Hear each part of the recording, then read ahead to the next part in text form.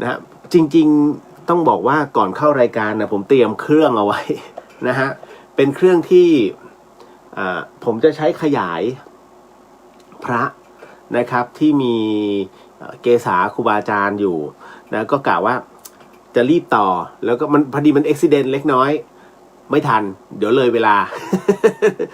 เพราะไม่งั้นจะต้องอีก5 นาทีนะฮะแล้วก็ต้องเซตถ้าอย่างเงี้ยได้นะครับก็ไว้วันพรุ่งนี้นะฮะเดี๋ยวจะเตรียมอะไรให้มันพร้อมมากกว่านี้นะครับมันเป็นปกติของรายการอยู่แล้วมันเรียกว่าเป็นปกติของนิสัยผม อะไรไม่เผาขนไม่ค่อยดำเนิน นะฮะวันนี้ยังมีเรื่องราวพอสมควรเลยทีเดียวนะครับเดี๋ยวนะผมขออนุญาตเช็คก่อนนะครับนะฮะมีเรื่องถาม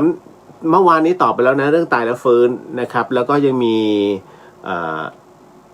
ถามเรื่องผีๆเลยเพราะว่า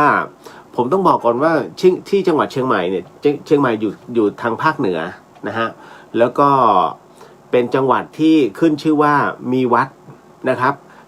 มีพุทธสถานทั้งหลายทั้งปวงเนี่ยเป็นอันดับ2ของประเทศนะก็คือรองจากจังหวัดเชียงรายเพราะจังหวัดเชียงรายมีวัดทั้งหมด 2,000 กว่านะ2,004มั้งถ้าจำไม่ผิดนะฮะแล้วก็จังหวัดเชียงใหม่เนี่ย1,800นะฮะก็เลยต้อ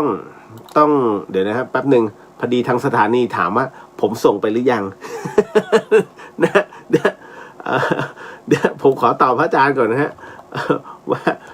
คือมันต้องเช็คหลายที่ด้วยฮะนะฮะโอ้ครับผมคุณสามารถที่จะฟังได้จากทั้งสถานีด้วยแล้วก็ทางช่อง YouTube ด้วยฮะช่อง YouTube นี่ก็จะเป็นวัดไฟหินเชียงใหม่นะครับก็จะเห็นนะตัวเป็นๆจริงๆไลฟ์สดทาง Facebook ก็เห็นอยู่แล้วล่ะนะครับหน้าตาเหมือนเดิมฮะโสมๆ โอ้โหเอาจริงๆวันนี้เนี่ยหัวข้อที่ผมส่งไปคือความตายที่มันไม่มีที่สิ้นสุดก็ผมเคยเขียนใน Facebook อยู่แล้วนะฮะว่าในเรื่องของความตายเราเคยได้พิจารณาไหมว่าช่วงชีวิตของเราเนี่ยนะฮะใครบ้างที่ผ่านเข้ามาในชีวิตเราเนี่ยนะฮะแล้วคนนั้นก็ล้มหายตายจากไปวันนี้สำหรับผมเป็นเพื่อนอีก1 คนในสมัยมัธยมนะฮะก็เพิ่งจะตอนเช้านะครับเขาเพิ่งจะเสียชีวิตลงนะฮะก็พอตื่นเช้ามาก็คือผมนอนจนเมื่อวานนี้นอนตี 5แล้วตื่น8 โมงมันก็เลย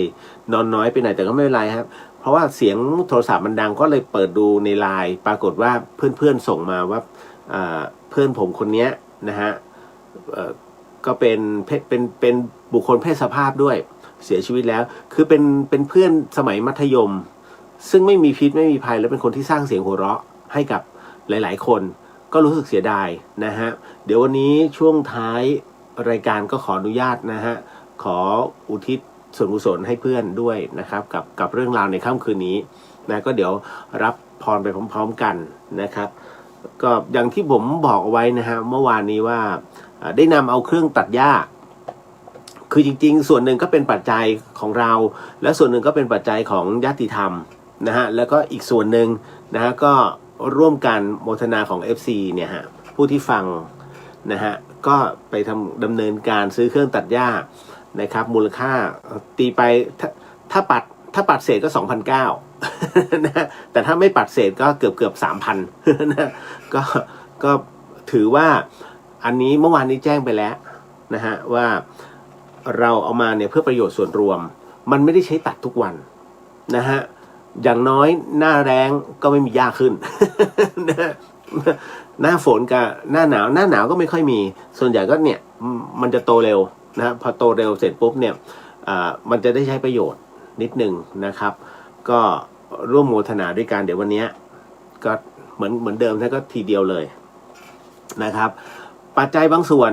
นะครับหลายๆท่านร่วมโมทนามามันเป็นในส่วนที่เหลือนะฮะจากการที่ส่ง หนังสือปฏิจจาไป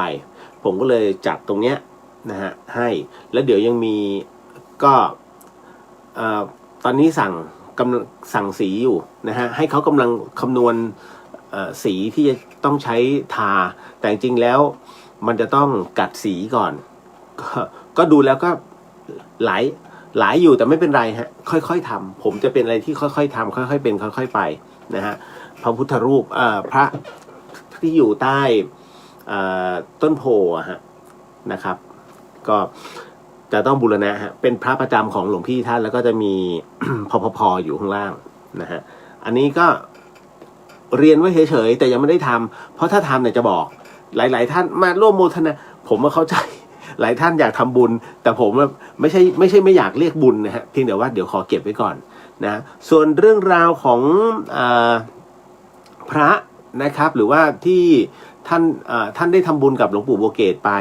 นะฮะน้องโฉมวันนี้ก็ส่งไปอีกล็อตหนึ่งเขาจะส่งไปเรื่อยๆนะครับบางท่านคิดว่าอุ๊ยเขาจะลืมเราไหมไม่ตอบไหมนะฮะจริงๆแล้วไม่ใช่คือน้องเนี่ยเขาจะรวมก่อนแล้วจากนั้นเขาจะเช็คของนะฮะแล้วค่อยมาเรียงรายชื่อแล้วค่อยทำการส่งแล้วส่งเป็นล็อตๆไงไม่เหมือนผมไงพอผมรับชื่อเสร็จปุ๊บพรุ่งนี้ผมจัดการต่อเลยเดี๋ยวส่งค่อยๆทยอยส่งผมจะบอกล่วงหน้านะผมไม่ลืมนะครับ แต่ว่านิดนึงแต่ได้ทุกท่านจะเป็นอย่างนั้นผมก็จะย้ำตลอดเพื่อให้หลายๆท่านคุณเลียวเขาจะส่งให้เราไหมนะให้อุ่นใจมันเป็นปกตินะฮะของสิ่งที่ถ้าเราย้ำอยู่เรื่อยๆเขาจะอุ่นใจว่าเราไม่ได้ลืมนั่นนะฮะนั่นคือเป็นสัญชาตญาณของทุกๆคนจะเป็นนะฮะจะเป็นอันนี้ต้องบอกก่อนนะครับแล้วก็วันที่ไหนๆก็ไหนๆแล้วเดี๋ยวบอกบุญเล่นๆ ไม่บุญไม่มีเล่นๆขออภัยสาธุวันที่30นะฮะ30 ตุลาคมนะครับก็กฐินของวัดฝายหินนะอันนี้เนี่ยเดี๋ยวบอกบุญ เป็นการถ้าสมมติว่าจะเป็นอย่างนี้ฮะอันเนื่องมาจากว่ากุฏิหลวงพี่ภาสกรตอนนี้ถูกปิดอยู่กุฏิท่านเลยนะคือเป็นกุฏิที่เมื่ออยู่วัดฝายหินเนี่ยท่านอยู่ในพรรษาหลวงพี่ท่านจะต้องขึ้นไปจำพรรษาด้านบนอยู่ข้างล่างไม่ได้นะอยู่ข้างล่างหากไม่มีเหตุขาดพรรษาทันทีนะครับเพราะฉะนั้นเนี่ยเมื่อได้เวลาปุ๊บท่านพิจารณาอะไรเสร็จปุ๊บหรือว่าตรวจงานที่ธรรมสถานเสร็จปุ๊บหลวงพี่จะเดินขึ้นบันไดนาคแล้วก็ไปที่กุฏิท่านกุฏินั่นแหละก็ถูกปิดเอาไว้นะฮะอันนั้นก็อยู่เป็นแบบไหนอยู่ยังไงก็อยู่อย่างนั้นไม่เคยถูกเปิดอีกเลยตั้งแต่ท่านมรณภาพลงนะครับก็เลยกล่าวว่าเดี๋ยววันที่30นะฮะหลังจากถวายเป็นกฐินตรงนี้ฮะก็จะผมก็ไม่รู้นะฮะว่าจะเป็นในนามของกลุ่มใช้อย่าใช้ขออนุญาตไม่ใช้กลุ่มแพนด้าได้ไหม เดี๋ยวจะโดนด่าขอใช้คำว่าสิทธิ์ของพระอาจารย์ภัสกรให้เป็นแบบค่อนข้างจะกว้างหน่อยนะฮะก็จะเป็นอย่างเงี้ยแล้วก็นำถวายกฐินตั้งหากตรงนี้ให้กับทางวัดฝายหินในวันที่30เนาะเป็นกฐินตั้งหากมันก็จะง่ายกว่าอันนี้เรียนไว้เบื้องต้นนะครับแล้วก็ตรงนั้นน่ะเดี๋ยวโยงสายสิญจน์ถึงห้องท่านเลยมันก็เหมือนกับเป็นการส่งอานิสงส์ให้ท่านโดยตรงอันนี้ก็เรียนแจ้งเอาไว้นะครับนะฮะมันเป็นอะไรที่เอานะอย่างน้อยหลวงพี่ต้องได้อานิสงส์กฐินบ้าง นะฮะคือเรื่องของเรื่องมันมีอะไรหลายๆอย่างนะฮะในเรื่องของอานิสงส์กฐินเนี่ยที่มันส่งผลเราเห็นทันตาอย่างน้อยทั้งในเรื่องดีแล้วก็ในเรื่องอันนี้หมายถึงว่าเป็นเรื่องราวไม่ใช่วัดฝายหินนะหมายถึงที่วัดอื่นเนี่ยนะฮะแม้กระทั่งทั้งโยมเนี่ยซึ่งตายไปแล้วนะครับก็มาขออานิสงส์ผลบุญเนี่ยท่านก็เจียดบุญกฐินเนี่ยส่งให้ก็ขึ้นนะฮะเพราะฉะนั้นหลวงพี่เองเนี่ยแม้จะอยู่ข้างบนอยู่แล้วนะครับอันนี้เล่าสู่กันฟังนะแม้อาจารย์ภัสกรท่านอยู่ข้างบนอยู่แล้วแต่ไม่เป็นไรก็เสริมบารมีลงไปให้อีกดีซะอีก อันนี้ก็วันที่30นะครับเป็นกฐินวัดฝายหินนะจริงๆแล้วก็จะมีเจ้าภาพหลัก นะครับเป็นกฐินจองอยู่แล้วโดยที่มหาวิทยาลัยเชียงใหม่นั้นเป็นเจ้าภาพ30ตุลาคมอันนี้บอกไว้ก่อนเนาะนะครับส่วนในเรื่องของท่านใดที่อยากจะร่วมต่างหากทำต่างหากนั้นเดี๋ยวบอกให้อีกทีหนึ่งนะฮะแล้ววันนั้นเดี๋ยวเราถ่ายทอดให้เห็น อ้าวโมทนาพร้อมกันก็จะง่ายหน่อยนะครับก็แจ้งข่าวงานบุญเอาไว้ให้ทราบนะครับส่วนในเรื่องของเมื่อวานนี้อย่างที่ผมบอกของหลวงปู่บัวเกศท่านนะฮะพระเนี่ยจะทยอยส่งให้นะครับใจเย็นๆนิดนึงนะครับเดี๋ยวถ้ายังมีเหลืออยู่นะครับก็จะลองดูว่าเหลือเท่าไหร่เพราะว่าผมอยากให้ได้ทุกคนนะฮะอย่างน้อยเราก็มีเอาไว้นี่แหละเอาล่ะแต่ท่านใดที่ไม่ประสงค์ก็โมทนาสาธุนะครับก็ถือว่าทำด้วยใจนะครับ นี่แหละเดี๋ยวต้องขอแจ้งก่อนนะฮะสำหรับสถานการณ์โควิดที่จังหวัดเชียงใหม่ก่อนที่ไปเข้าเรื่องราวผมขอเข้าเรื่องสังคมก่อนโควิดที่เชียงใหม่วันนี้54เมื่อวาน90กว่าวันก่อนก็50กว่ารวมแล้วเท่าไหร่ไหนรวมซิ เอาง่ายๆแค่นี้แหละเพราะฉะนั้นเนี่ยเบ็ดเสร็จแล้วตอนนี้นะฮะถ้าเอาตามที่รวมแล้วไม่ว่าจะเป็นโรงพยาบาลต่างๆทั้งรัฐทั้งภาคสนามตอนนี้เบ็ดเสร็จแล้วตก400กว่าคนนะฮะตีไป500อ่ะเพราะว่าอีกนิดนึง500คนนะครับแล้วก็ภาพรวมเสียชีวิตไป38นะฮะมีผู้ป่วยหนัก1คนฮะอันนี้หมายถึงว่าตั้งแต่ต้นแล้วจนถึงปัจจุบันเนี่ยเคสของเชียงใหม่เนี่ยเสียชีวิตไปแล้ว38นะครับก็ยังมีประมาทอยู่นะครับยังเห็นอยู่ฮะยังมีประมาทอยู่นะฮะแล้วตอนนี้โรงเรียนเขาเปิดแล้วพอเปิดเสร็จปุ๊บมันมีคลัสเตอร์ในจังหวัดเชียงใหม่โรงเรียนเลื่อนกันอีกแล้ว เลื่อนอีก2 อาทิตย์เพราะฉะนั้นอันนี้ก็แจ้งให้ทราบนะครับว่าโควิดนะครับแม้ท่านจะฉีดวัคซีนแล้วก็ติดได้นะฮะที่เขาบอกว่ามันจะทุเลาลงคิดเอาแล้วกันตอนนี้คิวยังไม่เดินอ่ะเพราะฉะนั้นการฉีดเข็ม2มันอาจจะไม่ต่อเนื่องนะครับแล้วก็มีบางที่เขาปิดกันให้แซดนะฮะเราก็ไม่บอกหรอกแต่ว่ายังไงก็ตามเนี่ยให้ดูแลตัวเองให้ดีนะครับหมดลงนะครับในเรื่องของการให้ระมัดระวังนะครับวันนี้ก็กล่าวว่าจะไปงานศพของนาอีทก็ไม่ได้ไปนะไม่เป็นไรฮะมาเข้าสู่เรื่องราวของวงจรในส่วนของงานธรรมะบ้างคือเดี๋ยวผมต้องเล่าก่อนว่าเพื่อนผมเนี่ยที่เสียชีวิตลงเพราะว่าเขาเป็นโรคไตแล้วปรากฏว่าแล้วก็ไปติดเชื้อในกระแสเลือดด้วยนะฮะก็เสียชีวิตทำงานเป็นน่าจะเขาเป็นจ่าสารนะฮะใจหายเหมือนกันเพราะว่าผมเพิ่งถ้าย้อนกลับไป 2-3 ปีที่ผ่านมาก็คือได้กินเลี้ยงได้เจอกันครั้งนั้นน่ะแล้วก็ไม่ได้เจออีกเลยนะฮะเอาล่ะก็ทั้งหมดทั้งมวลชีวิตประจำวันที่ทำอะไรบ้างนะครับแล้วก็สามเหลี่ยมภพภูมิก็ดำเนินไปเรื่อยๆนะครับมึนมากเวลาแกะเสียงพระอาจารย์ภัสกร โอ้ยสุดๆนะฮะเดี๋ยวขออนุญาตนิดนึงนะฮะมันช่วงนี้ผมจะนอนน้อยนะ เดี๋ยวบอกไว้ก่อนขออนุญาตทักทายนะครับสวัสดีฮะคุณปฐมพรนะครับสวัสดีค่ะนะฮะมาถึงพี่สุวรรณยาสวัสดีครับนะฮะหลานน่ารักมากฮะเทควันโดสายขาวเลยนะ นะคุณเฉลิมพลสวัสดีครับพี่เรียวสวัสดีครับผมคุณนกสวัสดีค่ะคุณเรียวสวัสดีฮะสายไหมสวัสดีค่ะคุณเรียวสวัสดีครับผมคุณนิดคุณมิ้วใช่ไหมอ๋อคุณแมทไมล์ใช่ไหมอ่านว่าแมทไมล์ใช่ไหมหรือว่าใหม่ ผมใช้คำว่าคุณใหม่แล้วกันสวัสดีค่ะคุณเรียวสวัสดีฮะคุณลิลลี่สวัสดีค่ะพี่เรียวสวัสดีครับผมคุณปฐมพรมาสาธุโมทนาบุญกับเครื่องตัดหญ้าค่ะแล้วก็ขอแสดงความเสียใจกับเพื่อนพี่เรียวด้วยค่ะก็ครับผมขอบพระคุณมากครับนะครับมันหนีกันไม่ได้อยู่แล้วฮะ ชีวิตกับความตาย เดี๋ยววันนี้จะเล่าเรื่องของสิ่งที่เราหนีไม่พ้นนะฮะให้ฟังแล้วกันเฮ้ย คุณชายชาญสวัสดีครับพี่เลียวสาธุแปลว่าอะไรครับสาธุแปลว่าดีเห็นด้วย นะฮะเห็นชอบแล้วนะครับสาธุสาธุสวัสดีสาธุสวัสดีค่ะสวัสดีครับนะฮะพี่สุสวัสดีค่ะน้องเรียวแล้วก็ทุกท่านค่ะนะฮะครูสุนทรสวัสดีครับคุณเรียวสวัสดีฮะคุณพระคพรสวัสดีค่ะคุณเรียวสวัสดีฮะมาถึงขออนุญาตคุณผู้ฟังทางบ้านก่อนนะฮะขอทักญาติธรรมนะครับที่อยู่ใน Facebook ก่อนนะฮะอย่าอิจฉานะ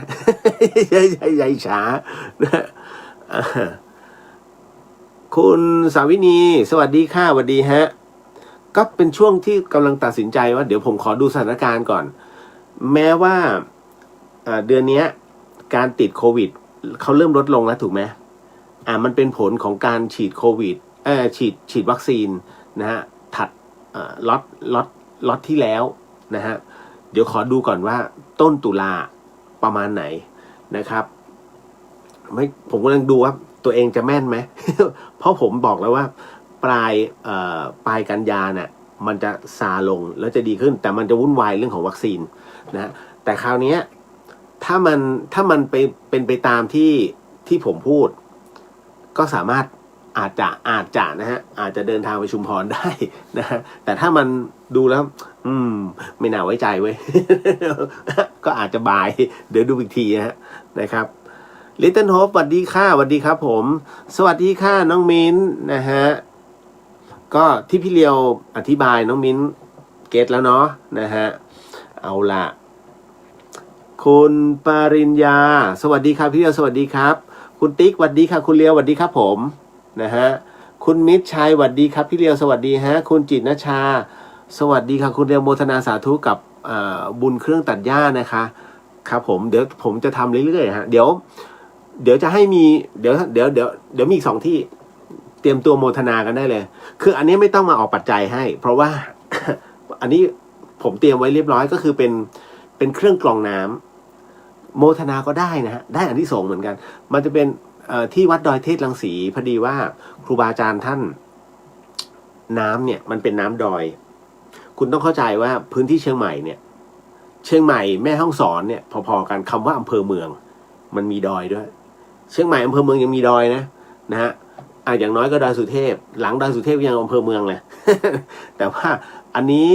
วัดดอยเทพรังสีเนี่ยอยู่ทางขึ้นพระบาท400เพราะฉะนั้นทางขึ้นตรงวัดพระบาท400เนี่ยฮะที่วัดดอยเทพตรงนั้นน่ะค่อนข้างจะขาดแคลนน้ำแล้วก็มันเป็นน้ำแดงคือน้ำเนี่ยเขาต่อมาจากตัวตาน้ำนะฮะไหลออกมาต่อจากลำไม้ไผ่เลย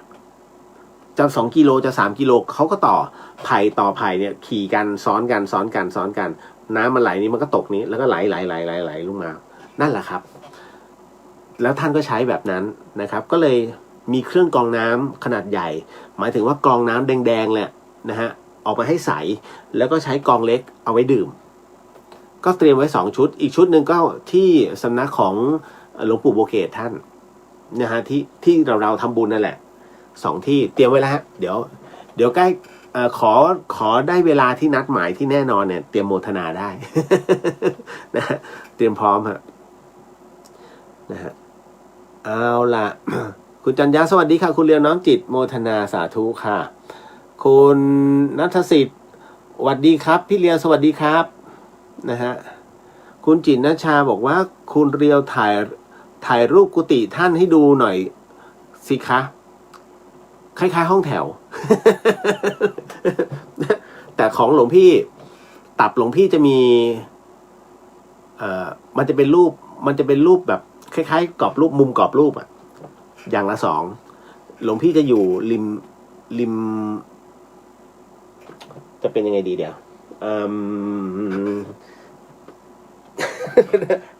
หาตัวอย่างไม่เจอไม่เป็นไรนะ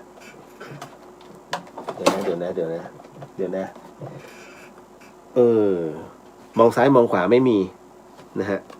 สมมุติอันนี้ ถ้าเป็นกรอบรูปตรงนี้ฮะกรอบรูปหลวงพี่จะอยู่เนี้ยกุฏิแรกเลยแล้วกุฏิที่2ก็จะอยู่ตรงหัวมุมแล้วก็จะลงมาอีกสองกุฏิ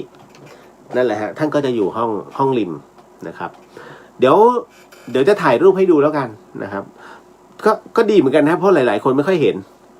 ไม่เคยเห็นกุฏิหลวงพี่ท่านแต่ว่าตอนนี้เหมือนกับคือกุฏิอื่นท่านก็เอาอะไรล่ะเต็นท์น่ะวางข้างหน้าเพราะว่าจะไม่มีมันโล่งเกินเวลาฝนตกเนี่ยท่านตากจีวรกันไม่ได้นั่นแหละไว้เดี๋ยวจะถ่ายให้แล้วกันนะครับยุ้ยมาแล้วใครมา นะขจรศิลป์สวัสดีครับพี่เลียวสวัสดีครับนะฮะคุณนายตื่นสายบอกว่าช่วงนี้ปั่นเงินขายยาเขียวยาสีฟันพี่อ๋อยาเขียวเลยเหรอแต่ยาสีฟันยุ้ยโอเคนะฮะคือไม่เป็นไรหรอกมาได้โฆษณานะคือมันช่วงโควิดอ่ะยังไงก็ช่วยนะครับเพราะว่าแต่ผมบอกจริงผมก็ใช้ของน้องเขาแต่ถ้าบอกราคาไปเดี๋ยวหงายท้อง หลอดละ300 กว่าแต่ใช้ดีคนที่ดัดฟันหรือว่าใส่ฟันเทียมนะฮะไม่คือผมไม่ได้ใส่ฟันปลอมไม่เกี่ยวเพียงแต่ว่าอันเนี้ยพอได้ลองใช้นิดเดียวเองนะเท่าหัวไม่ขีดอ่ะแล้วสีฟองก็จะเต็มแล้วก็มันจะหอมทั้งปากอันนี้คือหมอเขาจะแนะนำให้ใช้กันซึ่งมันไม่มีขายโดยทั่วไปนะไม่แล้วก็ไม่ใช่ประเภทขายตรงนะไม่ใช่นะฮะอันนี้ก็คือมันเหมือนเป็นเฉพาะของการแพทย์เขาแล้วน้องเขาเอามาขายผมก็เลยเล่นมา2 หลอด นะยังไม่หมดนะฮะ กว่าจะหมดเกือบสิ้นปียุ้ย นะฮะไพโรจน์สวัสดีครับพี่เดียวเข้าเวรเปลี่ยนที่เข้าเวรอยู่ที่กู้ชีพเทศบาลตำบลเจดีย์แม่ครัวครับบรรยากาศเย็นๆฝนตกปล่อยๆขอหลอนๆครับวันนี้มีหลอนฮะบอกเลยแล้วเป็นเรื่องของชาวดอยด้วยนะครับเดี๋ยวมาฟังกันใครที่ไม่รู้เกี่ยวกับวัฒนธรรมชาวดอยไม่ควรพลาดนะฮะเพราะวันนี้น้องเขามีข้อสงสัยแล้วเขาเคยเป็นคนดอยเนี่ยน้อยที่นะครับที่พระท่านจะไปถึง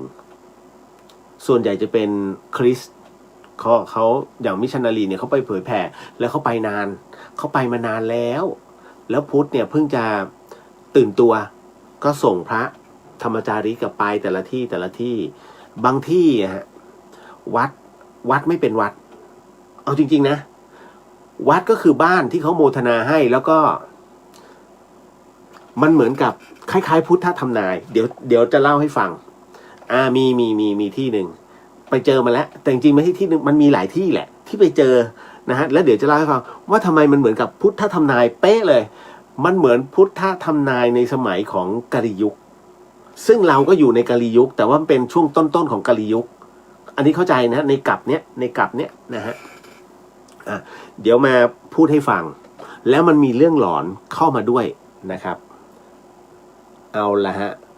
คุณนิชนันไม่ได้ฟังนานคิดถึงมากๆครับ เมื่อก่อนฟังทางวิทยุ FM หลอนตลอดตอนนี้ก็วิทยุได้ฮะคือถ้าฟังรายการนี้ดีๆเนี่ยเนาะมันมีหลอนบ้างไม่หลอนบ้างแต่ที่อยากให้จับประเด็นคือน้องจะรู้ในเรื่องที่เฮ้ยมันเป็นไปได้เหรอวะเฮ้ยมันมีจริงเหรอวะในเรื่องของจะบอกว่าพระพุทธศาสนามันเป็นเรื่องที่น่าเบื่อใช่ไหมถ้าฟังตรงเนี้ยน้องจะรู้ว่าอะไรพระพุทธศาสนามันมีอะไรพิเศษมากกว่าเรื่องน่าเบื่อมันจะเป็นกึ่งอิทธิฤทธิ์หรือเปล่ามันจะเป็นกึ่งปาฏิหาริย์หรือเปล่าทุกอย่างต้องพิจารณาให้ดีผมไม่ได้มาพูดถึงในเรื่องของอิทธิฤทธิ์หรือว่าปาฏิหาริย์ของพระพุทธศาสนาแต่ผมกำลังจะพูดถึงในเรื่องของ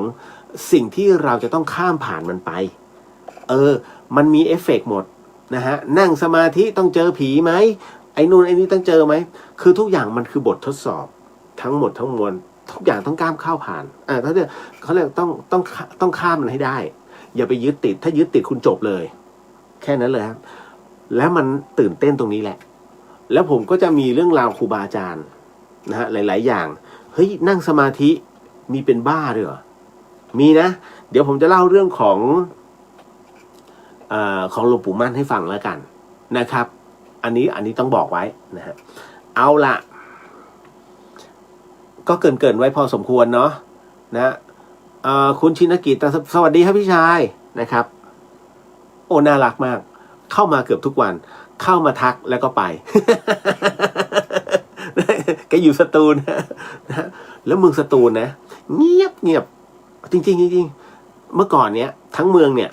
หรูสุดคือเซเว่นมีที่เดียวแต่ตอนนี้มีบิ๊กซีมีอะไรนะศูนย์ก่อสร้างเนี่ยเขาไปทำแล้วแล้วก็มีเซเว่นน่าจะมีไม่เกิน10 ที่อ่ะนะเอาจริงนี่คืออำเภอจังหวัดสตูลอำเภอเมืองนะฮะคุณแพมรายงานตัวค่ะคุณเรียโมทนาสาธุค่ะครับผมคุณจินชาบอกขอบคุณนะคะอยากเห็นได้เลยฮะ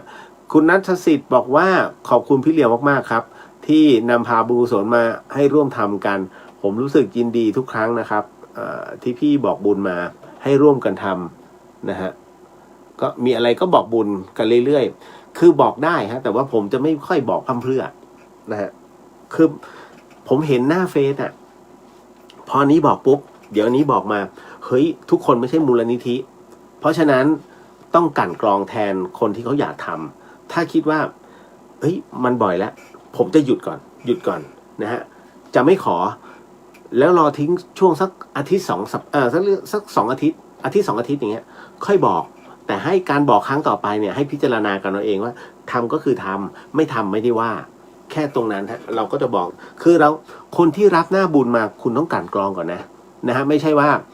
อยู่ๆแล้วอยากจะบอกบุญก็บอกไม่ผมจะโทรไปเช็คก่อนว่าพระอาจารย์ที่นี่อย่างนี้จริงป่ะแต่ผมยังไม่โทรเช็คโดยตรงนะผมจะโทรเช็คในเครือก่อน นะ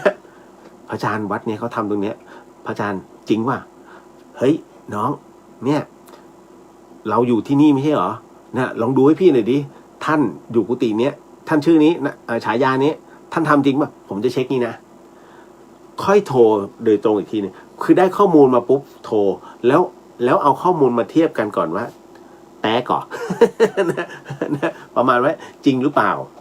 ถ้าจริงก็จะบอกบุญอย่างเงี้ยฮะผมจะเป็นอย่างนั้นคือต้องเช็คให้เขาก่อนเพราะไม่งั้นเป็นบุญเทียมเนี่ยยุ่งเลยนะ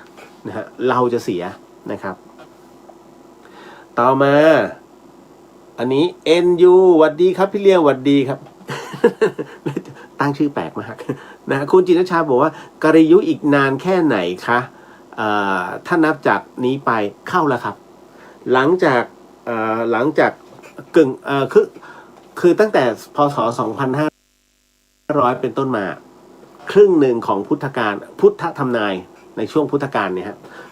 พระพุทธศาสนาจะอยู่อีก 5,000 ปีถูกไหมฮะเพราะฉะนั้นถ้าเริ่มจากที่พระพุทธนิพพานเนี่ยนับ1ผ่านมา 2,500 ปีตอนนี้เป็นเข้าสู่ช่วงกลิยุค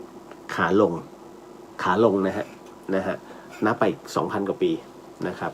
แค่นี้ก็ยังวุ่น กินทั้งชาบูนะครับ มีนู่นมีนี่มีแต่เรื่องพระทั้งนั้นนะฮะ คือมาครบแล้วไงนะฮะ เอาละตามมาด้วย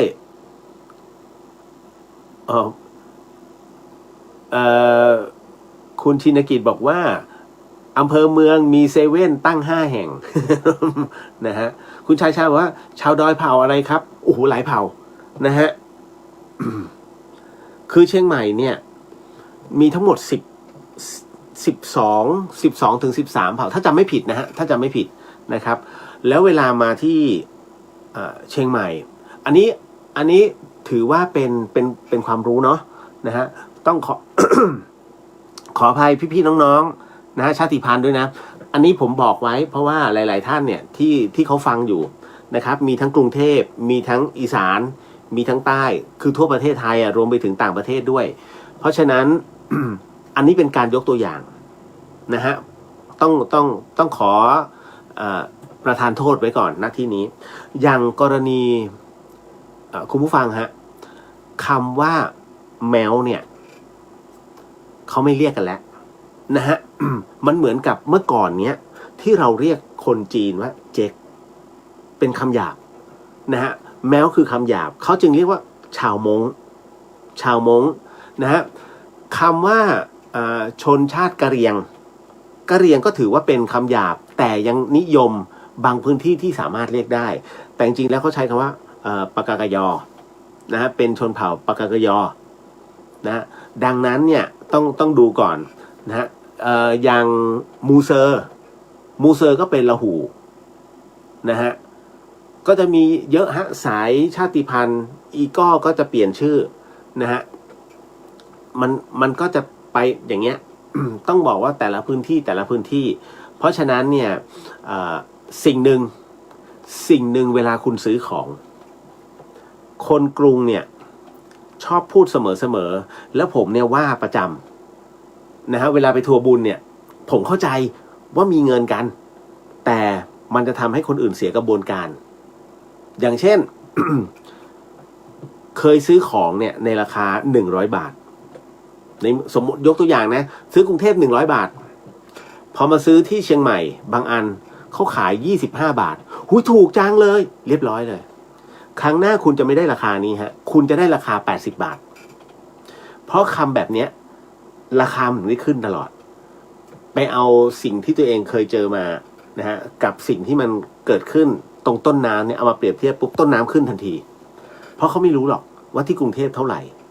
นี่แหละฮะมันก็เลยทำให้ถามว่าแพงไหมแพง แพงไหมแพงและปัจจุบันตอนนี้ของบนดอยถามว่าแพงไหมบางพื้นที่แพงกว่าบางพื้นราบเพราะเขาไม่รู้ราคาเพราะคำพูดของคนบางคนที่ไปพูดว่าอุ้ยถูกจังเพราะฉะนั้นห้ามพูดฮะถูกเก็บไว้ในใจนะฮะให้รับรู้เพราะไม่งั้นจะเสียกลไกตลาดหมดเลยแล้วปัจจุบันเป็นงั้นจริงๆถูกไหมนี่แหละเราชอบเผลอกันมันไม่ใช่ว่าห้ามหรอกด้วยความดีใจซื้อของถูกถูกจังเลยเรียบร้อย ครั้งนี้ได้ครั้งหน้าอดแล้วคนอื่นจะพานอดหมดเลยเพราะคำพูดเราเห็นไหมเพราะฉะนั้นดูเหมือนไม่มีอะไรเหมือนไม่มีผลกระทบแต่กรรมตัวเนี้ยจะตกกับคนอื่น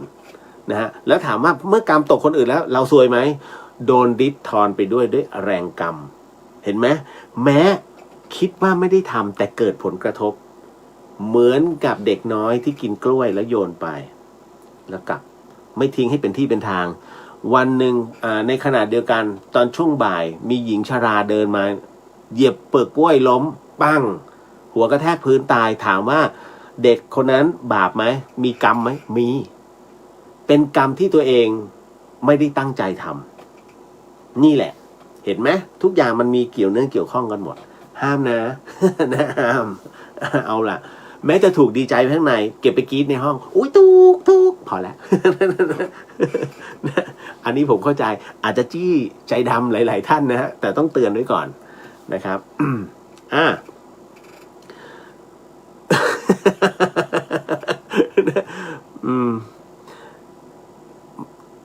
นิดนึงนะครับ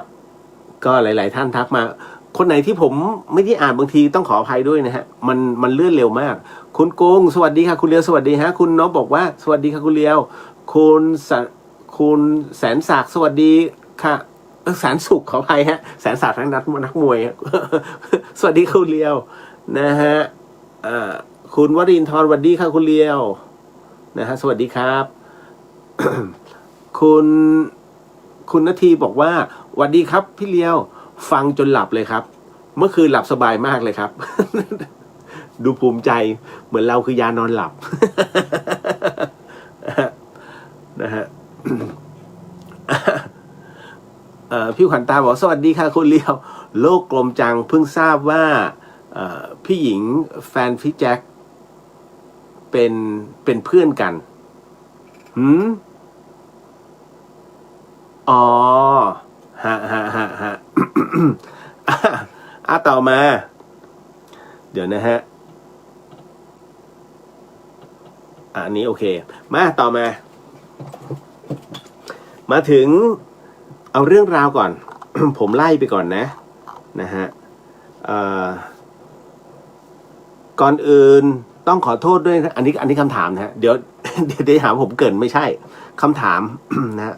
ส่งมาบอกว่าก่อนอื่นเนี่ยต้องขอโทษด้วยนะคะ ป้าอยู่นนทบุรีป้าไม่เคยฟังรายการคุณเลียวเลยพอดีเพื่อนป้าเขาแนะนำเหมือนพูดแล้วนะมันเหมือนเข้าปากมาแล้วป้าก็เลยอยากถามว่าป้ามีบ้านเช่าอยู่แต่ด้วยนี่ไปแล้วที่เหมือนถูกผีสิงไง โอเคผมไม่ได้ทำเครื่องหมายเวรกรรมมีหน้าแล้วแปลกๆพอพูดถึงปุ๊บนนทบุรีมันบ้านเรานี่หว่า นะฮะ น้องเรียวคะการย้อนอดีตชาตินั้นหมอดูก็ทำได้ด้วยหรือคะเพราะเขาบอกอดีตชาติพี่เป็นแบบนั้นแบบนี้นะคะถ้าง่ายขนาดนั้นน่ะ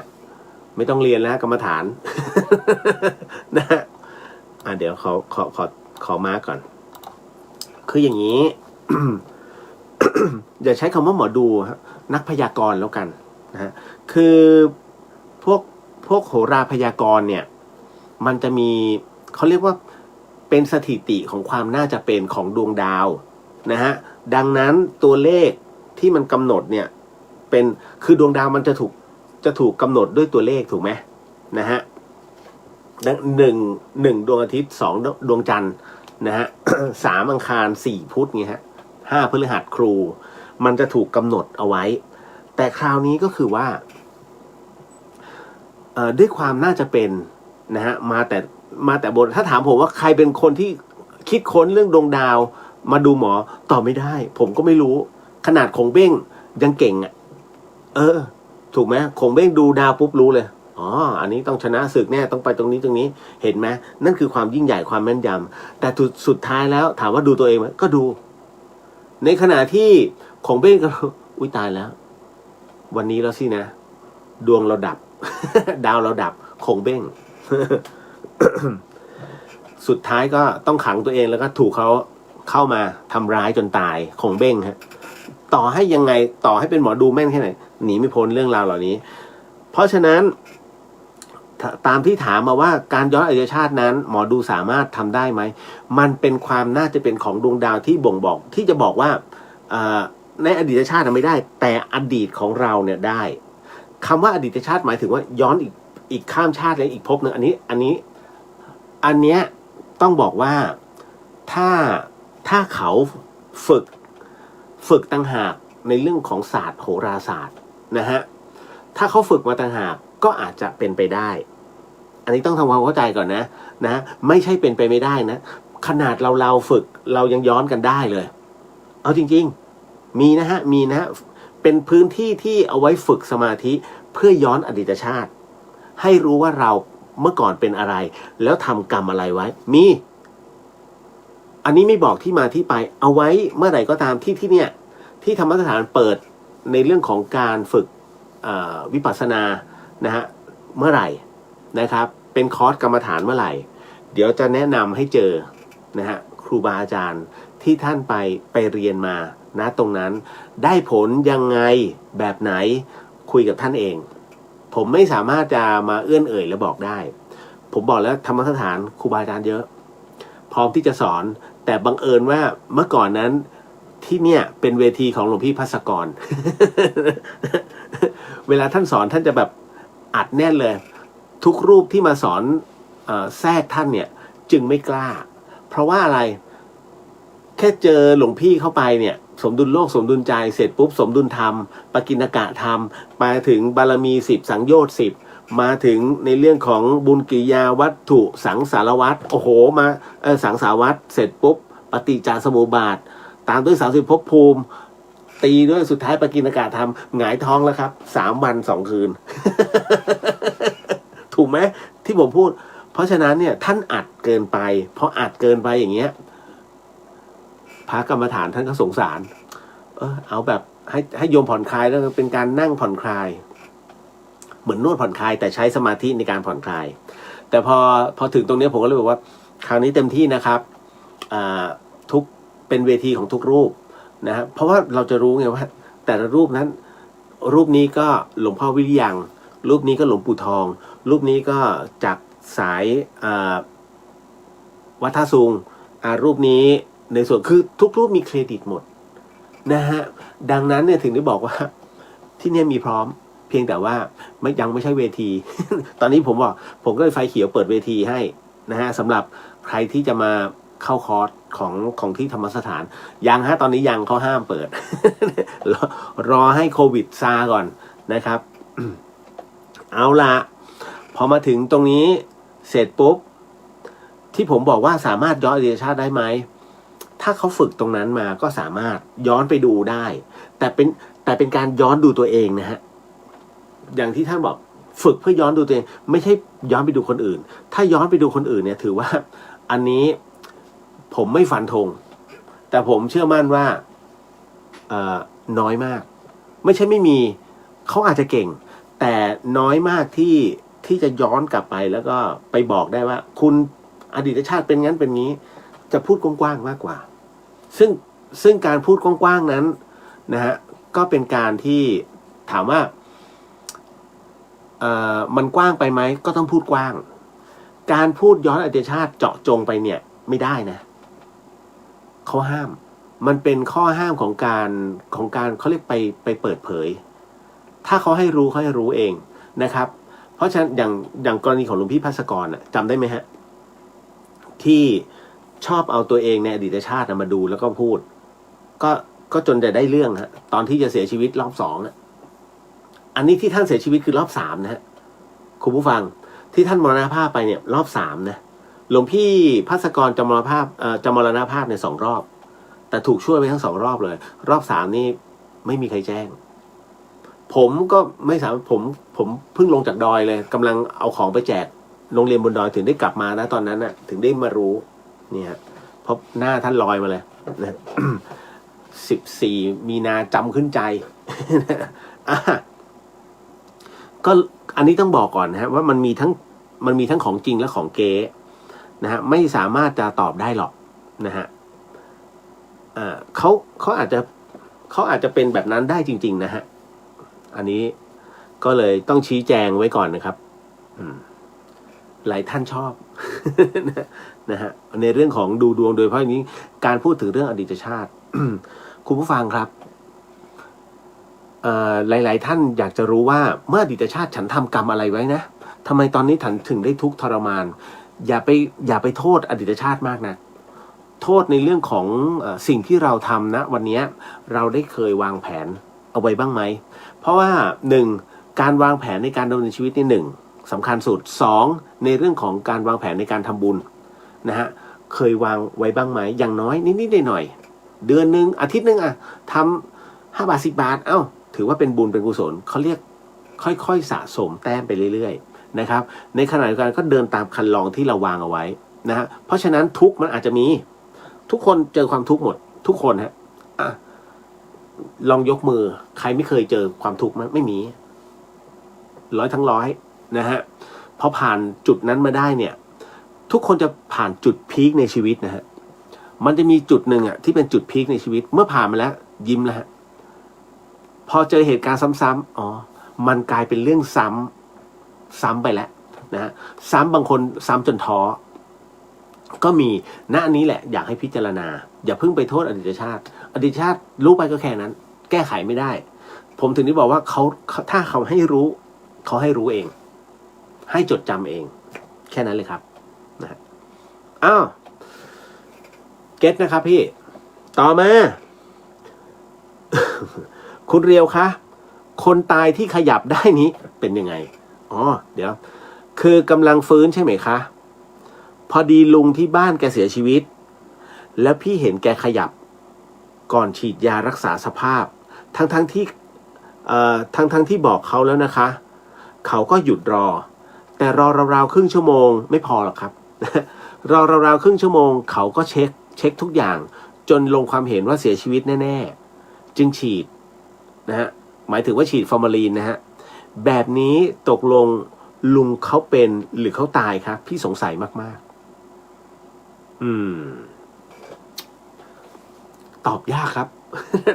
ผมไม่ได้อยู่ในเหตุการณ์แต่เหตุการณ์หนึ่งที่น่ามหัศจรรย์มากผมกะว่าวันที่24สมมุตินะถ้ามีโอกาสได้ลงไปที่ยุพุทธ03เนี่ยฮะ ก็ไปเปรียบเสมือนตัวแทนหลวงพี่ นะฮะแล้วพระอาจารย์กระเชนก็ไปก็เปรียบเสมือนตัวแทนหลวงพี่เหมือนกันผมอาจจะเป็นฝ่ายคารวาสพระอาจารย์กระเชนเป็นฝ่ายสงฆ์นะเป็นตัวแทนนะผมก็กล่าวว่าเดี๋ยวจะโทรคุยกับพระอาจารย์กระเชนก่อนเพราะผมอยากจะไปกราบหลวงพ่อโก่งอย่าไปกราบหลวงพ่อโปร่งนะฮะ วัดพุทธเคียนนั่นแหละเพราะว่าพระอาจารย์กระเชนท่านก็เป็นศิษย์ของหลวงพ่อโป่งเหมือนกันท่านเป็นศิษย์รุ่นหนึ่งเลยนะพระอาจารย์กระเชนแล้วคราวนี้ฮะหลวงพ่อโปร่งท่านมรณภาพไปแล้วนะคุณผู้ฟังคราวนี้รูปผมก็ยังมีอยู่นะไม่อยู่ใน น่าจะอยู่ในเครื่องนะฮะคืออย่างนี้พระอาจารย์ท่านเอารูปมาให้ดูท่านก็บอกว่าหลวงพ่อโปร่งนั้นตอนที่ท่านมรณภาพไปแล้วเนี่ยคือมรณภาพแล้วคุณผู้ฟังนะฮะฉีดยาไม่ฉีดยาเนี่ย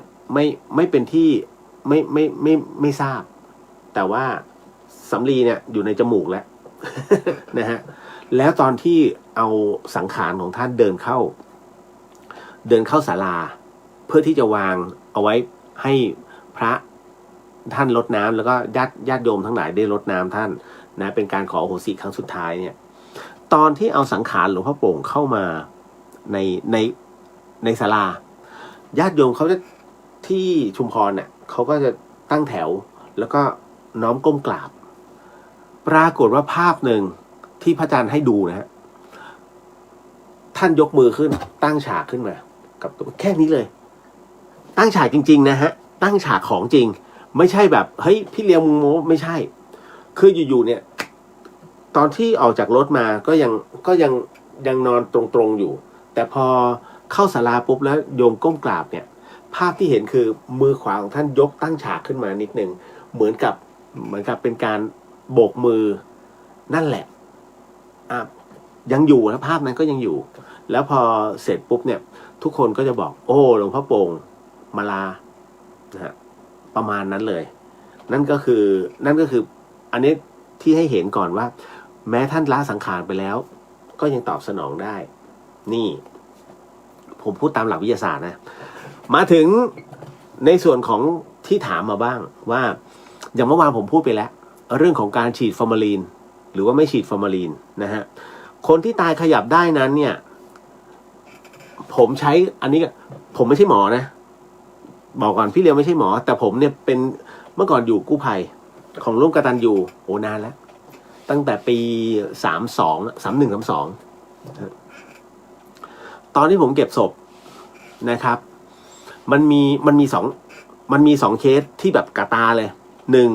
เป็นเคสที่พลาดแล้วก็หน้าขมำนะฮะเสียชีวิตตรงสะพาน2ลาดพร้าวสะพาน2จมกองเลือด2 ศพผมก็ยืนยืนกับกลุ่มเพื่อนๆรอนะฮะรอเจ้าหน้าที่เขาเรียกพถพิสูจน์หลักฐานไงมานะฮะพอมาถึงเสร็จปุ๊บถ่ายรูปก็ถ่ายรูปให้ตำรวจนะฮะผมได้ยืนดูอยู่สักพักผมตกใจมากเฮ้ยคือเลือดอ่ะมันอยู่ที่พื้นแต่ปรากฏว่ามันมีฟองขึ้นถ้าเป็นฟองอากาศหมายถึงว่าลมหายใจถูกไหมฮะ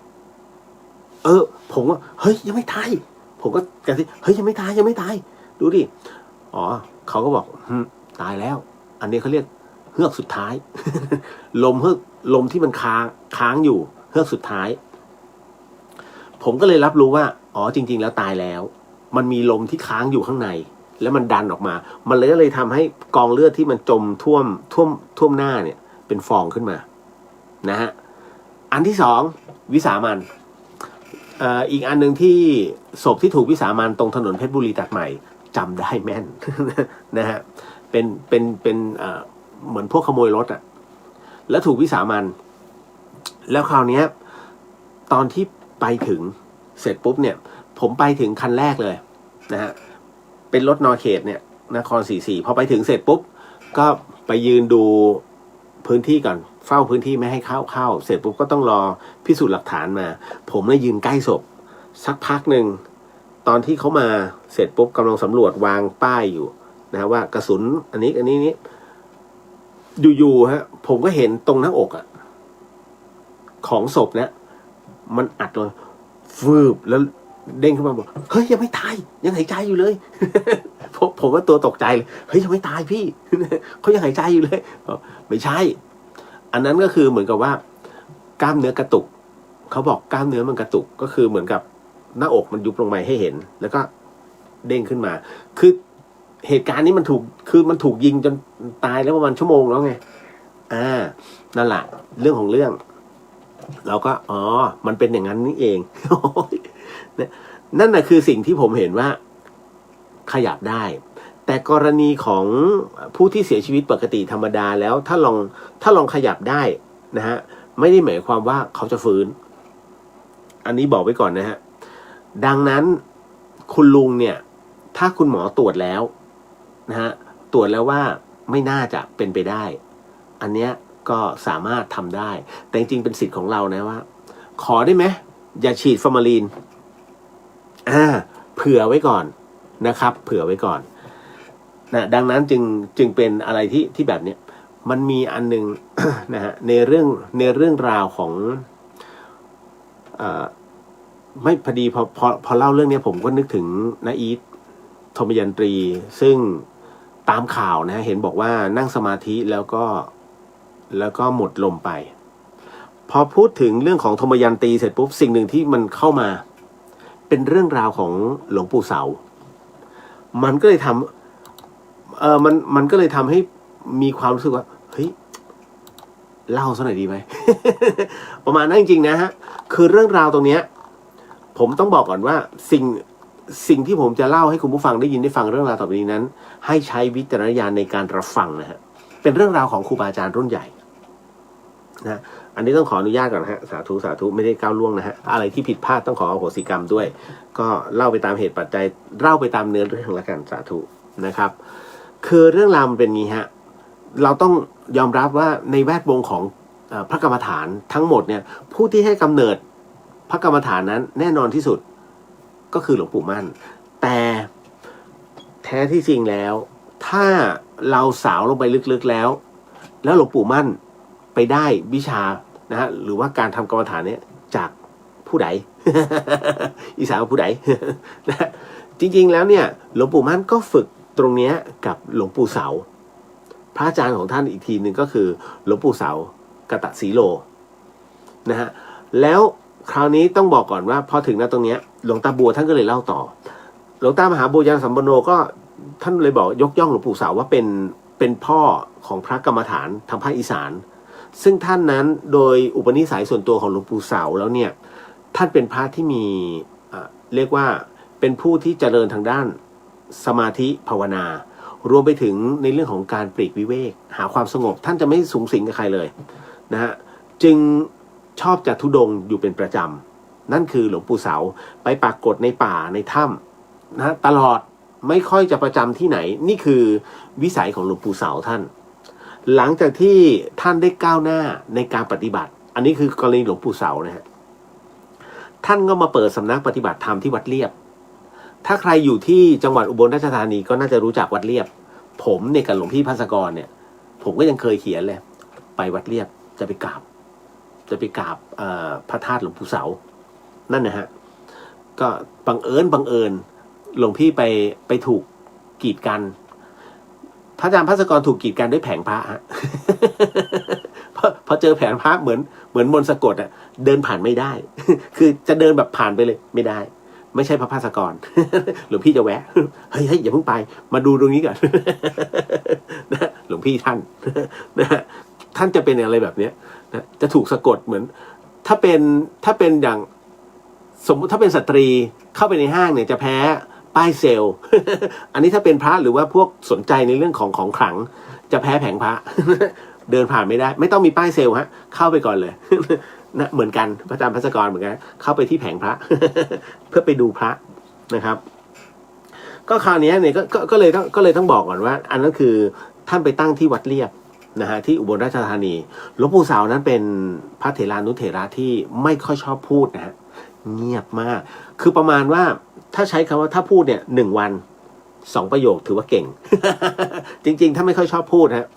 แล้วแต่ว่าท่านเป็นผู้ที่มีเมตตาสูงไม่แสดงอาการโกรธเคืองใครทั้งนั้น นะฮะใครที่พบเห็นเนี่ยก็จะรู้สึกว่าเฮ้ยสบายใจจังนะเมื่อเจอท่านคือก็ทุกท่านเนี่ยจะให้ความเคารพเริ่อมใสนะฮะหลวงปู่เสาเป็นอย่างยิ่งคราวนี้มาในส่วนของศิษย์เอกของท่านก็คือหลวงปู่มั่นนั้นอย่างที่ผมบอกอะว่าคนทุกคนถ้าฝึกกรรมฐานไม่มีครูบาอาจารย์ในเรื่องของการชี้แนะนำอาจจะวิปลาสหลวงปู่มั่นเช่นกันนะฮะหลวงปู่มั่นนั้นเคยประสบเหตุอุปสรรคในการปฏิบัติถึงกับเกิดสัญญาวิปลาสความจำได้หมายรู้มันผิดเพี้ยนออกไปก็ได้อาศัยหลวงปู่เสานี่แหละเป็นผู้ที่ช่วยแก้นะแก้ทีละนิดแก้เขาเรียกแก้ตัวจิตจนสำเร็จแล้วก็เป็นที่น่าอัศจรรย์แก่ลูกศิษย์นะฮะต้องบอกเลยว่าหายปิดทิ้งทุกอย่างแล้วก็เจริญเรียกว่าเหมือนกับพอแก้ได้ปุ๊บหลวงปู่มั่นพุ่งเลยฮะพุ่งแซงอาจารย์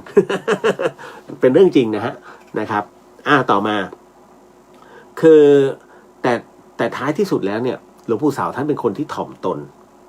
นะฮะไม่อวดคุณวิเศษใดๆทั้งสิ้นคือรู้ไงนะอย่างที่ผมบอกฮะว่าคือพระเพราะจริงๆผมก่อนเข้ารายการเนี่ยผมคุยกับน้องก็อยู่ในนี้แหละแต่ผมไม่เอ่ยชื่อแล้วกันนะ น้องก็ถามน้องบอกว่าพอดีไปนำเอา ภัตตาหารไปถวายพระแล้วพระบอกว่าเนี่ยคือนำถวายเพื่อนำบุญเนี้ยส่งให้กับคุณพ่อของเธอแล้วพระท่านก็เลยบอกว่าตอนนี้พ่อลงมาทานด้วยพ่อลงมาทานข้าวแล้วผมถึงได้บอกว่าถ้าตรงเนี้ยพระท่านเห็นจริงก็จะไม่เป็นไรเพราะถือว่ามีคุณวิเศษในตนจริงแต่ถ้าพระท่านไม่เห็นและพูดเล่นนะตรงนี้ถ้าเป็นอะไรที่เป็นกันเองไม่เป็นไรแต่ถ้าเป็นคนอื่นปุ๊บเนี่ยที่แล้วพระพูดอย่างนี้ถึงกับปาราชิกนะเพราะว่าเขาเรียกการอวดคุณวิเศษที่ไม่มีในตนข้อนี้มันจึงหมิ่นเหม่นะฮะผมถึงได้บอกว่าสมมตินะถ้าผมบวชแล้วผมบอกวิญญาณมาแล้วคนอื่นเนี่ยที่ไม่รู้เนี่ยมาโจทย์หลวงพี่อวดคุณวิเศษในตนนี่หว่าแต่บังเอิญเขาไม่รู้ที่มาที่ไปของผมไง แต่อย่างเราเนี่ยรู้เขารู้ทั้งเชียงใหม่ นะว่าไอ้นี่มันเห็นเพราะฉะนั้นพอถึงตรงนี้เสร็จปุ๊บเนี่ยพอทุกคนรู้เนี่ยว่ามันจะกลายเป็นว่ามันมีคุณวิเศษในตนอยู่แล้วเพราะฉะนั้นการพูดออกไปว่ามากันเยอะเชียวนะมาโมทนากันเหรอเหมือนกับคุยกับผีนะถ้าอย่างเงี้ยไม่เป็นไรเพราะเรารับรู้ว่ามันเป็นคุณที่เรามีอยู่ในตนไม่ต้องไปแคร์ใครในเรื่องของเสียงนกเสียงกาแต่ถ้าไม่เห็นแล้วอยู่ๆไปพูดให้คนอื่นเขากลัวอันนี้ซวยนะฮะคือหมายถึงว่าผมมาซวยนั่นแหละ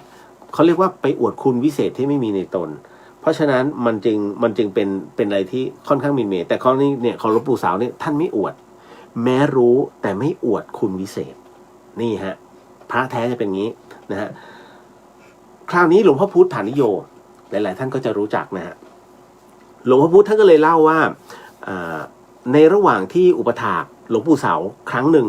ท่านก็ได้ยินหลวงปู่เสาท่านเปรยเนี่ยเวลานี้จิตข้ามันไม่สงบมันมีแต่ความคิดนี่ฮะหลวงพ่อพุธก็เลยถามไปว่าจิตมันฟุ้งหรือยังไงพระอาจารย์นะหลวงปู่เสาก็ตอบสั้นๆว่าถ้าให้มันหยุดนิ่งมันก็ไม่ก้าวหน้าโอ้โหคำนี้สะเทือนฮะถ้าให้มันหยุดนิ่งมันก็ไม่ก้าวหน้าหลวงพ่อพุธท่านก็เลยบอกว่าโอ้โหคำนี้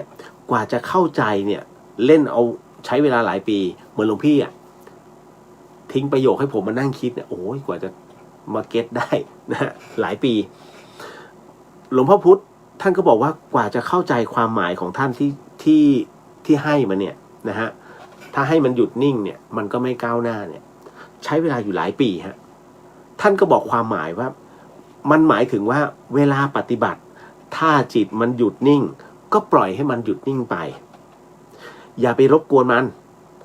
แต่ถ้ามันจะคิดให้มันคิดไปนะฮะก็ดึงสติกลับมานะฮะเดี๋ยวก็คือเดี๋ยวอยู่ๆเดี๋ยวสติมันก็กลับมา นะฮะเพราะว่ามันมีจุดหมายของมันอยู่ก็คือกำลังนั่งอยู่จะคิดไปก็ปล่อยมันแล้วเดี๋ยวกลับมาเองนั่นนะฮะหลวงปู่เสานั้นมีข้อวัดปฏิบัติข้อหนึ่งนั่นก็คือว่าเมื่อออกพรรษาปุ๊บเนี่ยท่านจะพาศิษย์ออกธุดงค์ไปเป็นเวลาแรมเดือนเลยทีเดียวฮะส่วนใหญ่ก็จะไปที่ประเทศลาวหลวงปู่เสาแล้วก็จะกลับมาจำพรรษาที่วัดเรียบที่เมืองไทยนะแม้กระทั่งตอนที่ท่านชารานะฮะก็ยังเป็นก็รักการธุดงควัตรเป็นชีวิตจิตใจคุณผู้ฟังหลวงปู่เสานั้นแท้จริงแล้วท่านไม่ได้มรณภาพในประเทศไทยนะฮะเขาก็บอกกันว่าพอถึงในช่วงเวลา 2484 ตอนนั้นหลวงปู่เนี่ยอายุ 82 ท่านก็ได้พาศิษย์ธุดงค์ไปที่จำปาสักนครจำปาสักที่ปักเซประเทศลาวก็เหมือนเช่นเคยฮะนะฮะแต่ในปีนั้นเนี่ยต่างจากทุกๆปีเพราะว่าท่านอาพาธตั้งแต่ก่อนออกพรรษาแล้วเหตุที่อาพาธอย่างนี้นะฮะสาเหตุก็คือว่ามันมีบ่ายวันหนึ่งหลวงปู่เสาเนี่ยท่านก็ไปนั่งสมาธิอยู่ใต้โคนต้นยางนะฮะปรากฏว่ามันมีเหยี่ยวซึ่งเป็นเจ้ากรรมนายเวรท่านเหยี่ยวตัวนี้มันบินมาโฉบฮะแล้วดันมาโฉบเอารังผึ้งซึ่งมันอยู่ด้านบนของต้นยางเนี่ยตกลงมาใกล้ๆกับหลวงปู่เสาไอ้เจ้าผึ้งเนี่ยมันก็แตกคือเข้ามาลุมต่อยหลวงปู่เสาหลายตัวจนท่านต้องเข้าไปหลบในกรดของท่านนับแต่นั้นเป็นต้นมาเนี่ยท่านอาพาธมาตลอดเพราะว่าพิษของผึ้ง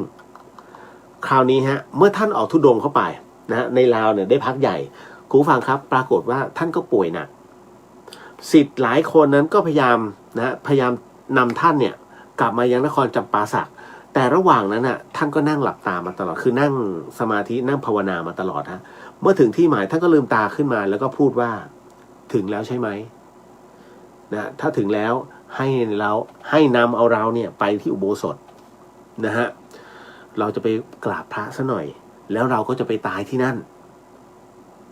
พอถึงตรงนั้นจริงๆเนี่ยฮะเราศิษย์ของท่านเนี่ยก็ประคองเข้าไปในอุโบสถแล้วหลวงปู่เสานั้นก็เอาผ้าสังฆติอย่าลืมนะพระสังฆติเนี่ยต้องติดตัวผ้าไปตลอดนะจะไปที่ไหนก็แล้วแต่ท่านต้องมีสังฆตินี่คือสำคัญมากนะเพราะฉะนั้นหลวงปู่เสาก็เลยเอาผ้าสังฆตินั้นพาดบ่าเสร็จปุ๊บท่านก็นั่งสมาธิพักใหญ่แล้วจากนั้นก็ลืมตาขึ้นมาแล้วก็ก้มกราบพระประธาน3 ครั้งพอท่านกราบพระประธานเสร็จปุ๊บนะฮะท่านก็นั่งนิ่งๆไม่ขยับเลยนะฮะนั่งเข้าอยู่ในท่าสมาธิฮะลูกศิษย์เห็นก็กราบนะฮะแล้วจากนั้นเนี่ยดูแล้วนานผิดปกติก็เลยกราบก่อน3 รอบจากนั้นเห็นผิดสังเกตฮะจึงเอานิ้วเนี่ยไปอังที่จมูกปรากฏว่าไม่มีลมหายใจท่านมรณภาพณที่อุโบสถแห่งนครจำปาสักนั้นนะครับแล้วก็อยู่ในท่าสมาธิเห็นไหมฮะนั่นคือสิ่งที่เกิดขึ้นนะฮะ แต่ถ้าย้อนกลับไปของหลวงปู่มั่นเนี่ยหลวงปู่มั่นก็เหมือนกับทิ้งทวนเอาไว้ให้กับเหล่าพุทธศาสนิกชนพอสมควรฮะอย่างกรณีของหลวงปู่มั่นนั้นเนี่ยท่านก็จะมีคำสั่งเสียครั้งสุดท้ายเป็นการสอนครั้งสุดท้ายของหลวงปู่มั่นกับบรรดาชาวบ้านฮะครั้งหนึ่งนะฮะในช่วงปลายปี 2492 นะฮะก็คือเป็นวันที่หลวงปู่มั่นนั้นตอนนั้นเนี่ยอายุ 80 นะครับท่านก็มีอาการอาพาธหนักมากแล้วพอออกพรรษาปุ๊บคณะศิษย์นั้นได้รวมกันเนี่ยนำท่านเรียกว่าจากวัดป่าบ้านหนองผือนะจะไปที่วัดป่าสุทาวาสสกลจากอุดรมาสกลนะแต่ประมาณว่าระหว่างทางนั้นได้แวะพักที่วัดป่าบ้านผูที่วัดป่าบ้านผูนั่นเองในช่วงที่พักอยู่นะฮะในวัดป่านั้นน่ะอาการของหลวงปู่มั่นไม่สู้ดีฮะคุณผู้ฟังอาการของปู่มั่นนั้นท่านทรุดลงแล้วทรุดลงโดยตลอดท่านรู้วาระนะฮะคราวนี้พระอาจารย์ทองคำนะฮะพระอาจารย์ทองคำจารุวรรณโนเนี่ยซึ่งเป็นผู้หนึ่งที่ได้อุปถากหลวงปู่มั่นนะฮะซึ่งอุปถากอย่างใกล้ชิดนะครับก็บันทึกเอาไว้อันนี้เป็นคำบันทึกเลยนะฮะบอกว่าในยามรุ่งสางของวันที่10 พฤศจิกายนนะในปี 92ผมบอกกันนะว่าหลวงปู่มั่นเนี่ยถ้า าใครฟังธรรมของท่านหนึ่งห้ามบันทึกสองห้าม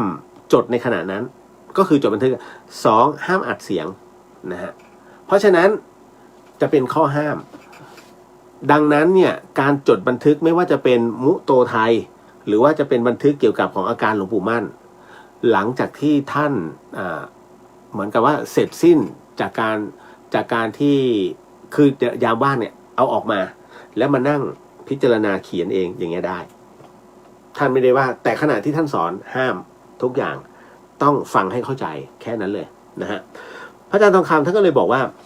ในบันทึกเนี่ยท่านบอกว่าในรุ่งสางของวันที่10พฤศจิกายนนะปี2492เป็นหนึ่งวันก่อนที่หลวงปู่มั่นท่านจะมรณภาพครับคุณผู้ฟังท่านก็ได้อธิบายนะฮะคือหลวงปู่มั่นเนี่ยคือท่านป่วยหนักมากนะแล้วก็พูดถึงธรรมะต่างๆเนี่ยสอนศิษยานุศิษย์แต่คราวนี้ด้วยอากาศที่มันไม่ถ่ายเทฮะท่านก็เลยเปิดหน้าต่างนะฮะหลวงปู่ทองคำเนี่ยพระอาจารย์ทองคำก็เลยเปิดหน้าต่างหลวงปู่มั่นออกไปพอเปิดปุ๊บปรากฏว่าชาวบ้านฮะมาเป็นร้อยเลยมาเป็นร้อยมานั่งคอยมานั่งเฝ้าหลวงปู่มั่นอาการหลวงปู่มั่นเพราะอะไรเพราะหลวงปู่มั่นนั้นถือว่าเป็นพระที่เปรียบเสมือนดวงใจของทุกๆคนเป็นดวงใจของพระกรรมฐานแล้วก็เป็นดวงใจของชาวบ้านคนที่รู้ว่าหลวงปู่มั่นเนี่ยมาพำนักนะตรงเนี้ยเพื่อที่จะเดินทางต่อไปที่วัดป่าสุทธาวาสก็ต่างก็มานะฮะใครทำนาอยู่ปุ๊บทิ้งทุกอย่างเลยฮะเพื่อจะมากราบหลวงปู่มั่นเขาถือว่าเป็นบุญครั้งหนึ่งในชีวิตดังนั้นพอถึงนะตรงนั้นคนจึงมารุมเป็นร้อยเลยฮะที่วัดป่าบ้านผูนะฮะพอเปิดหน้าต่างกุฏิท่านกุฏิไม้เนี่ยถึงกับอึ้งเลยแล้วก็เลยบอกพบชาวบ้านเป็นร้อยมานั่งนะฮะก็เลยกราบเรียนหลวงปู่ตอนนี้ชาวบ้านมานั่งดูอาการของหลวงปู่เนาะนะฮะอยากให้หลวงปู่นั้นได้คงธาตุขันธ์นะฮะแข็งแรงไวๆหลวงปู่มั่นก็ท่านก็ลุกขึ้นมาคือป่วยไหมป่วยอาพาธนั่นแหละป่วยแต่เก็บอาการฮะหลวงปู่มั่นก็เลยลุกขึ้นมาฮะแล้วก็ มายืนนะฮะมายืนตรงหน้าต่างแล้วก็บอกพูดออกไปเป็นภาษาอีสานแต่แปลเป็นไทยให้ฟังพวกญาติโยมพากันมามากมายแบบนี้มาดูพระเฒ่าป่วยเหรอดูหน้าตาสิเนี่ยมันเป็นอย่างนี้แหละญาติโยมเอ้ยไม่ว่าพระไม่ว่าคนพระก็มาจากคนมีเนื้อมีหนังเหมือนกันคนก็เจ็บป่วยได้พระก็เจ็บป่วยได้สุดท้ายก็คือตายได้มาเห็นอย่างนี้แล้วเนี่ยก็จงพากันไปพิจารณาเอานะเกิดมาแล้วก็แก่เจ็บตายแต่ก่อนจะตายเนี่ยทานน่ะยังไม่มีก็ให้มันมีซะศีลยังไม่มีก็รักษามันซะภาวนายังไม่เคยก็เจริญให้เสียให้พอจะได้ไม่ต้องเสียใจเกิดมาเป็นเกิดมาพบกับพระพุทธศาสนาแล้วเนี่ยนะฮะก็อย่าประมาทด้วยความไม่ประมาทนั่นแหละจะสะสมให้เรานั้นเกิดเป็นคนได้เท่านี้แหละพูดมากเหนื่อย หลวงปู่ฮะจากนั้นท่านก็ค่อยๆลงนอนรุ่งขึ้นปุ๊บเนี่ยคณะก็เลยต้องรีบไป ในขณะที่เดินคือเมื่อก่อนนี้ใช้เป็นการหาบนะฮะถ้าเกวียนไปเนี่ยก็ได้อยู่แต่ว่ามันก็จะกระแทกหามั่งเกวียนมั่งประมาณเนี้ยเรียกว่าในขณะนั้นน่ะ ต้องบอกเลยว่าเวลามันจวนเจียนมากเพราะว่าอาการหลวงปู่มั่นไม่ดีฮะไม่ดีมากๆแต่ท่านน่ะรู้วาระผมบอกแล้วว่าพระสุปฏิปันโนเนี่ยมักจะรู้วาระตัวเองเสมอหลวงปู่มั่นน่ะรู้วาระของท่านอยู่แล้ว ท่านก็บอกว่าเอ้ารีบหน่อยนะมันใกล้เวลาแล้วคือวัตถุประสงค์ของหลวงปู่มั่นก็คือว่าท่านจะต้องไปมรณภาพที่วัดป่าสุทธาวาสนะฮะแล้วจริงๆครับอาการท่านเพียบหนักมากจนกระทั่งคณะของท่านถึงวัดป่าสุทธาวาสหลวงปู่มั่นก็เลยเอารีบพาไปที่อุโบสถจนไปถึงอุโบสถปุ๊บถึงตรงนั้นเสร็จปุ๊บหลวงปู่มั่นเข้ากรรมฐานเป็นครั้งสุดท้ายมรณภาพตรงนั้นครับ นะฮะที่วัดป่าสุทธาวาสนั่นก็คือเรื่องราวของหลวงปู่มั่นท่านนี่ฮะที่มาที่ไปเห็นไหมฮะนะครับ ต่อหน้าพระทั้งนั้นเลยต่อหน้าพระปฏิมาทั้งนั้นเลยนะครูบาอาจารย์ท่านยังไงถึงว่าท่านมีพระเป็นอารมณ์นะฮะเป็นเรื่องราวที่เล่าให้ฟังเล่าสู่กันฟังสั้นๆนะครับอ้าวเก็ตเนาะ เพลินเลยบางคนเพลิน บางท่านเพลินอ้าวต่อมาอันนี้ไปแล้วคนตายขยับได้นะครับ ตามเหตุแล้วครับนะฮะอ่ะเดี๋ยวค่อยไปเข้าเรื่องของผีนะฮะมีพระรูปหนึ่งท่านถูกผู้นำหมู่บ้านไล่ออกจากพื้นที่เหมือนว่าไปขัดผลประโยชน์แบบนี้เราจะแจ้งหาความเป็นธรรมได้ที่ไหนครับโอ้โหอันนี้ต้องสืบสาวเราเรื่องดีๆนะฮะว่าท่านไปทำอะไรขัดแย้งกับผู้นำหมู่บ้านไหมคืออย่างนี้ครูฟังเราไม่พูดถึงพระในกรุงเทพพระในกรุงเทพนั้นถ้าไม่ได้ประเรียน5ถึงประเรียน7อยู่ยากอย่างวัดสุทัศน์นี่ถ้าไม่ได้ประเรียน7ห้ามอยู่นะฮะหมายถึงว่าปีนี้ถ้าสอบได้ประเรียนอยู่ได้นะฮะถ้าสอบได้ประเรียน5อยู่ได้แต่ถ้าสอบประเรียน6เมื่อไหร่เปิดแล้วครั้งแรกสอบไม่ผ่านให้โอกาสอีก1 ปีถ้าปีหน้าสอบไม่ผ่านออกจากวัดไปเป็นอย่างนั้นจริงนะฮะแต่ถ้าสมมุติยังสอบไล่ได้จนถึงแต่ถ้าประเรียน7ไปแล้วอยู่เลยเพราะฉะนั้นพระที่ในกรุงเทพเป็นวัดใหญ่ๆเนี่ยส่วนใหญ่ท่านจะเป็นพระปริญญาสูงทั้งนั้นนะครับดังนั้นไม่ว่าจะเป็นบทสวดหรืออะไรก็ตามเนี่ยเป็นบทสวดชั้นสูงทั้งนั้นนะครับแต่คราวนี้อย่างถ้าออกมาข้างนอกหน่อยก็ต้องดูฮะว่าบางพื้นที่เนี่ยเขาเรียกน้ำพึ่งเรือเสือพึ่งป่าตามกฎหมายไทยตามกฎหมายประเทศไทยคุณผู้ฟังฮะจะตั้งวัดได้จะต้องบริเวณรอบนั้นจะต้องมีครัวเรือนทั้งหมดทั้งสิ้น 50,000 ประชากรต้อง 50,000 คนถึงสามารถอนุญาตให้ตั้งวัดได้อันนั้นก็คือผมไม่รู้ว่าแก้หรือยังนะกฎหมายแต่ถ้าเป็นมุสลิมรู้สึกจะเท่าไหร่นะ200 คนร้อยกว่าคนหรือ200 คนก็ตั้งได้แล้วสุเหร่ามันแปลกนะอันนี้แค่อันนี้เบื้องต้นนะอาจจะแก้แล้วก็ได้นะครับให้พูดให้ถึงให้เห็นในเรื่องของการเปรียบเทียบในเรื่องของการตั้งวัดและคราวนี้การตั้งวัดเนี่ยทำไมถึงจะต้องเดี๋ยวขออภัยไม่แน่ใจว่า500หรือ 50,000 น่าเป็น500ขออภัย500หลังคาเรือนแต่มุสลิมเนี่ยรู้สึกว่า150หรือ200หลังคาเรือนแค่นั้นมันจึงผิดกันถ้า500หลังคาเรือนนั้นสามารถตั้งเป็นวัดได้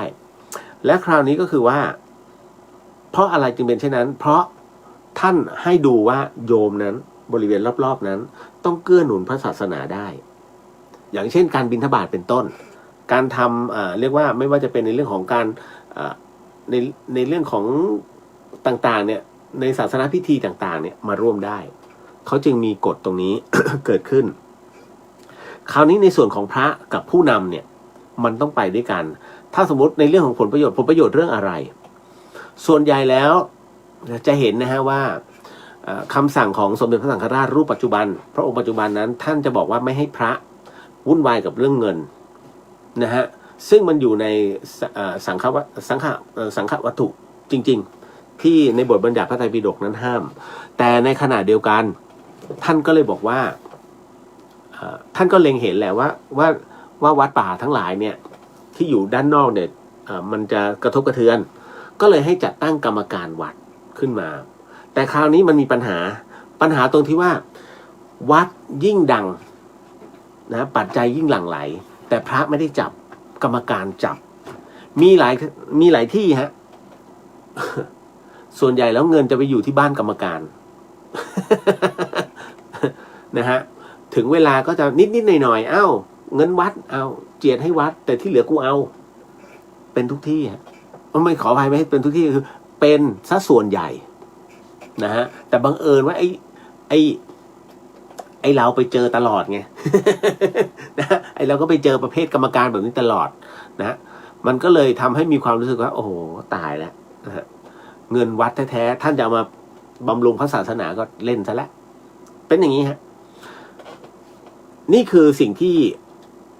ต้องไปดูก่อนครับว่าท่านไปขัดขวางอะไรผู้นำแล้วผู้นำหมู่บ้านนะฮะจึงต้องขับไล่ออกจากพื้นที่บางทีมันก็มีเป็นมาเฟียโอ้พระไม่ยอมให้เราดูแลกลายเป็นที่อยู่สงฆ์แต่สงฆ์ต้องฟังโยมจริงๆแล้วไม่ใช่นะโยมมันต้องฟังพระเพราะว่ากฎระเบียบข้อศีลของพระท่านถูกจำกัดเพราะฉะนั้นการวางระเบียบจึงเป๊ะมากกว่าโยมใช้หลักการปกครองแต่ไม่มีข้อศีลแค่ไม่มีข้อศีลมันก็พ้องไปแล้วนะฮะคือบอกแล้วพุทธศาสนาเนี่ยสอนทุกอย่างนะหลักการปกครองก็สอนนิติศาสตร์ก็สอนนะฮะภาษาก็สอนเอาอะไรล่ะระบบของวิศวกรรมก็สอนนะฮะเพราะฉะนั้นมีหมดเลยพุทธศาสนานี่ครอบคลุมที่สุดแล้วนี่แหละก็ต้องดูแต่ถ้าจะต้องไปแจ้งลองไปดูที่ศูนย์ดำรงธรรมก่อนไปเล่าให้เขาฟังก่อนว่าเคสนี้เป็นประมาณไหนถ้าเขาถือพุทธก็ถือว่าโชคดีไปมันมีฮะศูนย์ดำรงธรรมบางคนที่รับเรื่องเป็นคริสต์นะฮะแล้วก็บางคนถือผีไม่ค่อยสนใจก็เลยไม่ใส่ใจ แต่ส่วนใหญ่ใส่ใจมากกว่านะฮะเพราะเขาถือว่าเป็นเรื่องเดือดร้อน1ศูนย์ดำรงธรรม2ยุติธรรมจังหวัดลองดู3สำนักพุทธพึ่งไม่ได้ทุกวันนี้ยังก้องแก้งเลยสำนักพุทธเอาจริงนะวุ่นวายกับพัดยศนะฮะพัดยศยังไม่ควรมีเอาจริงนะสำหรับผมนะตัดออกไปเลยพัดยศผมไม่เห็นความเป็นสาระประโยชน์ของพัดยศพุทธการก็ไม่มีแต่ถ้าแต่งตั้งอย่างเจ้าคณะต่างๆเนี่ยโอเคเจ้าคณะจังหวัดเจ้าคณะตำบลคือมันต้องมีการปกครองเป็นชั้นๆถูกต้องฮะนั่นแหละแต่ว่าพัดยศผมว่าเฉยๆนะฮะ ต่อมาอันนี้ศูนย์ดำรงธรรมแล้วก็ยุติธรรมจังหวัดนะฮะแนะนำก่อนแต่ถ้าสำนักพุทธถ้าพูดไปแล้วให้ทำใจก่อนนะฮะเพราะว่าเขาจะไม่ค่อยจะมาวุ่นวายมากมายผมยังไม่เคยเห็นสำนักพุทธไปลงโทษอะไรเด็ดขาดได้เอาจริงนะเอาย้ายให้ออกนอกพื้นที่แค่นั้นเหรอจบเหรอ ต่อมาพี่เรียวครับเราจะทำยังไงให้มีความรู้สึกไม่ให้มีความรู้สึกโมโหกับข้อความที่ดูหมิ่นเหยียดหยามกันครับบางทีมันอดไม่ได้ในการคอมเมนต์ก็เลยถูกเขาตอบกลับมาเรื่องตรงนี้ผมเชื่อมั่นว่าใครที่เล่นโลกโซเชียลมักจะเจอปัญหาแบบนี้นะฮะเป็นการโพสต์ค่าเก่งกว่าไอ้นู่นนี่ครอบครัวประมาณว่าพูดถึงสถาบันนะเมื่อก่อนนี้เขาจะมีไทยะกนกเขาตีกันตลอดไงนะมีไทยะกนกบางซ่อนรัชสิทธิ์ พวกช่างกลก็ตีกันเขาจะเขียนไงอย่างอำนวยศิลป์พ่อทุกสถาบัน เอาจริงๆมันจะมีเขียนอย่างเงี้ยนะฮะเราก็อ่านมันก็เข้าใจเขียนนะ นะแล้วมันก็จะมีเขียนต่อกันเป็นข้อความฮาดินะครับแต่คราวนี้คือบางทีเข้าใจนะฮะ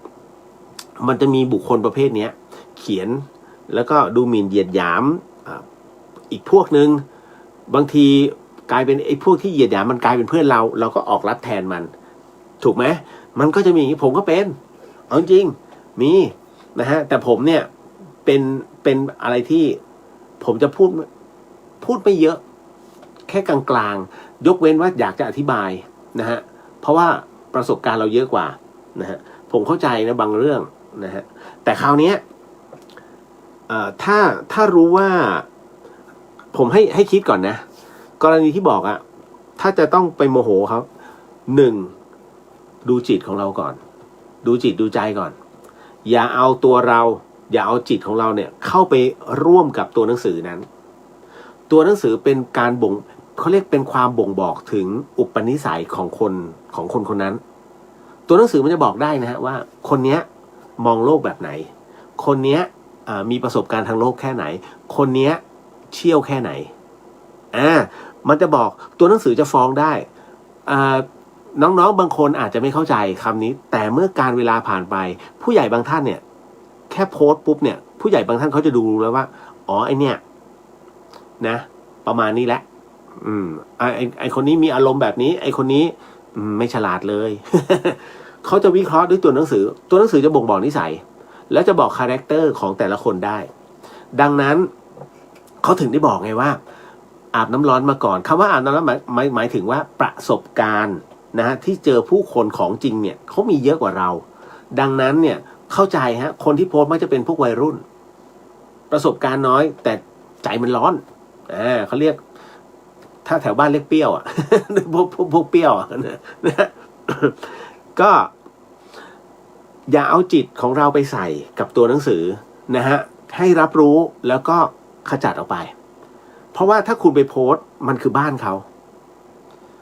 คุณต้องให้ความเคารพในส่วนของเขาเรียกว่าความเห็นต่างหรือว่าความคิดเห็นนี่คือบ้านเขาพอถ้าเราไปโพสต์ขัดขวางปุ๊บไอ้นี่มาราวีบ้านกู ถูกไหมเพราะฉะนั้นอย่าอ่านแค่พอผ่านแล้วเราก็พิจารณาอ๋อน้องคนนี้เขาประมาณนี้เขาคงจะประสบการณ์น้อยแล้วก็ขจัดความรู้สึกออกเปลี่ยนโพสต์ไปอย่าเอาไปจับถ้าจับเยอะคุณก็จะคิดลบเยอะพลังลบมันมาดังนั้นให้เลือกเอาว่าเราจะเสพพลังแบบไหนพลังบวกหรือพลังลบเพราะพลังบวกก็มีผลกับตัวจิตพลังลบก็มีผลกับตัวจิตเพราะว่าถ้าคุณเสพพลังลบเยอะตัวมารมันครอบแล้วเกิดอะไรเกิดขึ้นทุกอย่างคิดมาไม่จริงมันจะขัดขวางเองมารมันจะเข้ามาโดยที่เราไม่รู้ตัวฮะจะขัดขวางทั้งหลายในสิ่งที่เราทำมาเนี่ยดีเผลอๆเป็นศูนย์เพราะว่าตัวมารมันกินเร็วมากนะเพราะฉะนั้นถ้าเจออะไรที่เป็นพลังลบเปลี่ยนเลยรีบเปลี่ยนโพสต์ดูโพสต์อื่นนะฮะถ้าไม่รู้จะดูตรงไหนมาดูเป็นคลิปสนุกสนานเสียงหัวเราะคือพลังบวกนะฮะจำไว้แค่นั้นพอแล้วน้องเอ้ยเก็ตนะขออนุญาตทักทายก่อน นะฮะ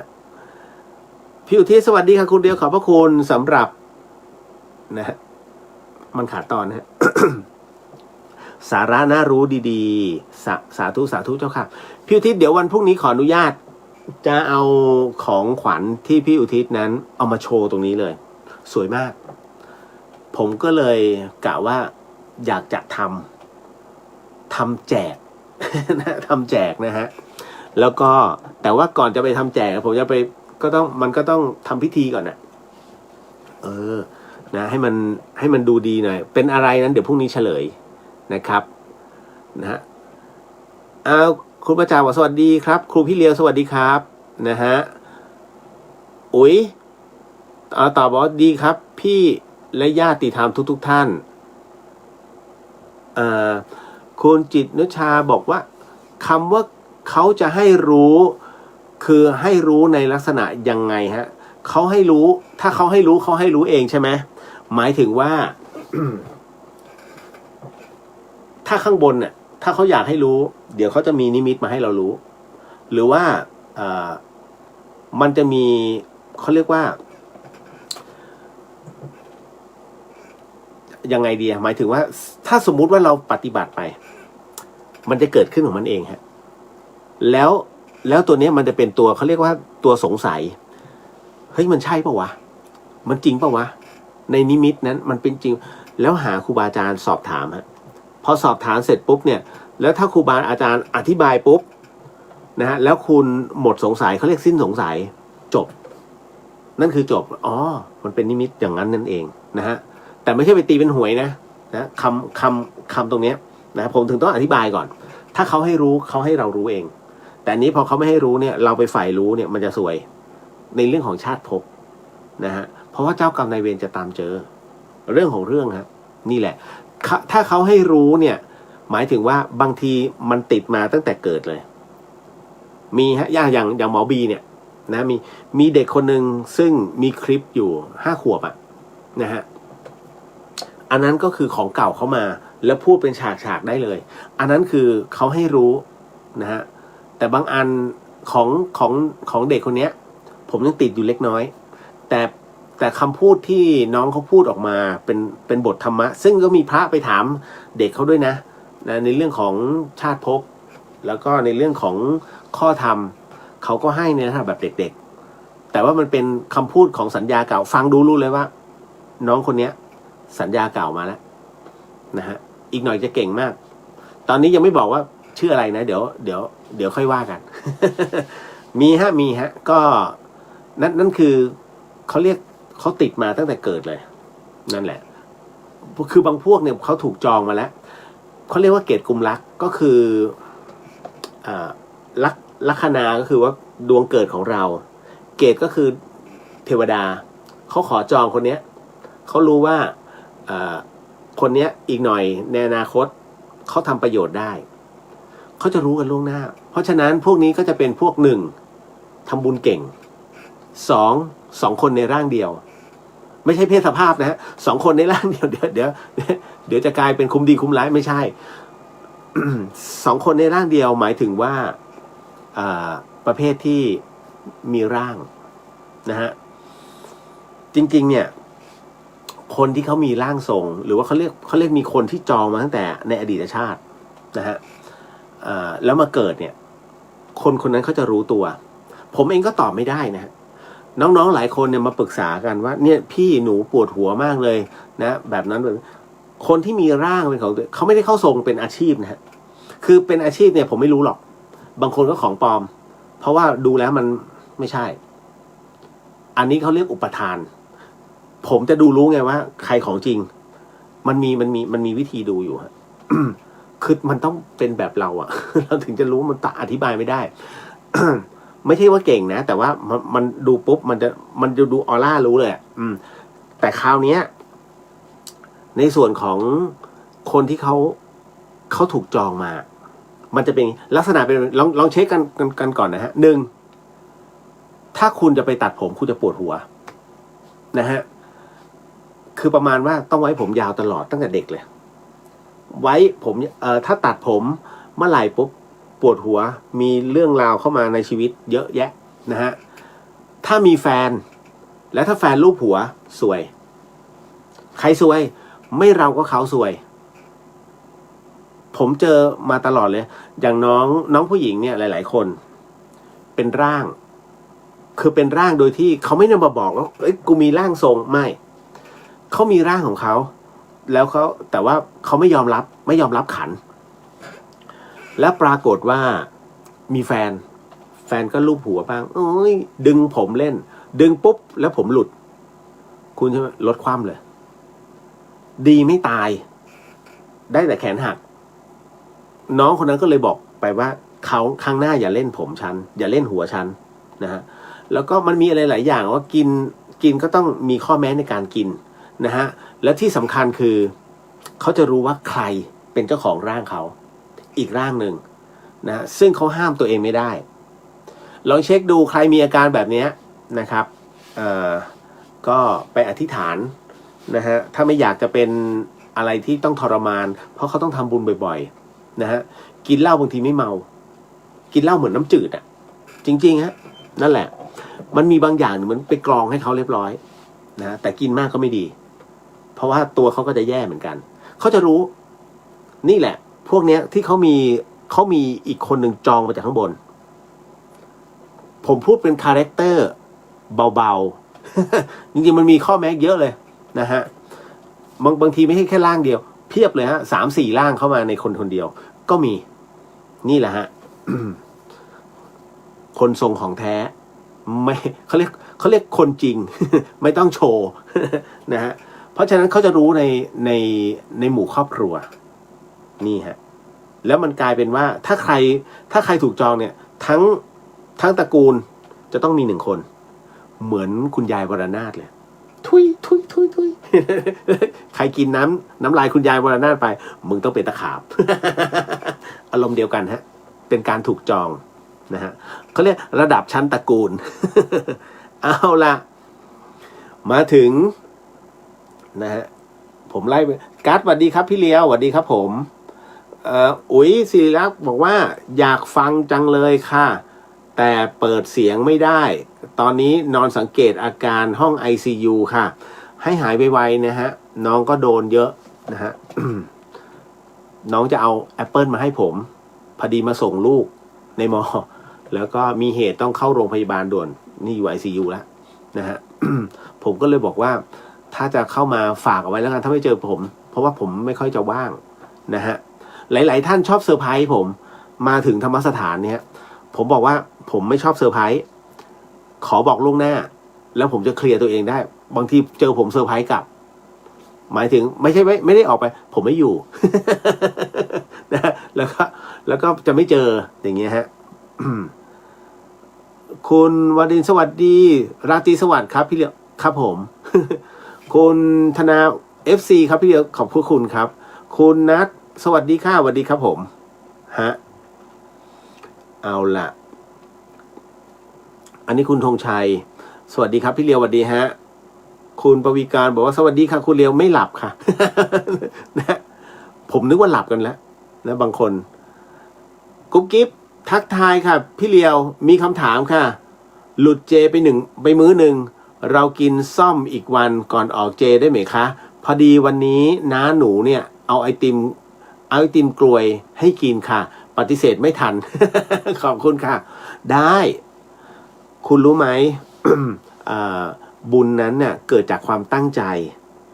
การพลั้งเผลอไปแล้วมาอุ๊ยตายแล้วคือเข้าปากไป3 คำแล้วมันนึกขึ้นได้อุ๊ยตายแล้วเราเข้าเจอยู่นี่ว่าถือว่าเป็นการบาปไหมหลุดไหมไม่หลุดฮะไม่ได้ตั้งใจมันเผลอไปแล้วไงจะมา เดี๋ยวกูไปล้วงคอออกมันก็เกินไปนะฮะท่านไม่ได้เคร่งขนาดนั้นนะฮะถามว่าดีไหมเป็นเรื่องที่ดีนะครับก็จริงๆก็อยากทำนะ คุณดาวรุ่งสวัสดีครับนะฮะมาถึงทำดีบอกว่าสวัสดีพี่เดียวสวัสดีครับผมนะฮะคุณมุนดาบอกว่ายังไม่หลับค่ะ คือก็เดี๋ยวอย่าเสพจนติดนะฮะ รายการนี้หลายๆท่านบอกว่าแม่หยุดไปไม่หยุดได้ไหม บางทีเราก็ใช้กำลังเยอะ ผมไม่อยากจะบอกนะบางครั้งหลวงพี่ภัสกรเนี่ยจะรู้ดีตรงที่ว่าผมจัดแบบนี้มา10 กว่าปีในเรื่องของการตอบปัญหาเล่าเรื่องหลอนด้วยแล้วทุกครั้งไปเนี่ยผมจะแบบเนี่ยประมาณว่าโงนเงนแล้วก็ลงมาจากสถานีวิทยุกลับมาที่พักหลวงพี่ภัสกรนั้นจะแอบดูผมเสมอไปยืนตรงหน้ากระจกคอยแย่เป็นไงนะมึง นะจนแบบพอเข้าเรื่องหลอนปุ๊บท่านก็เดินเพราะหลวงพี่กลัวผี ไม่รู้ใช่ไหมหลวงพี่ภัสกรกลัวผี นะฮะแล้วคราวนี้ท่านก็คือท่านจะแย่แล้วท่านก็จะรู้เพราะว่ามันใช้กำลังเยอะเพราะผมบางทีบางเรื่องเล่าไปเนี่ยเจ้าของเรื่องเขามา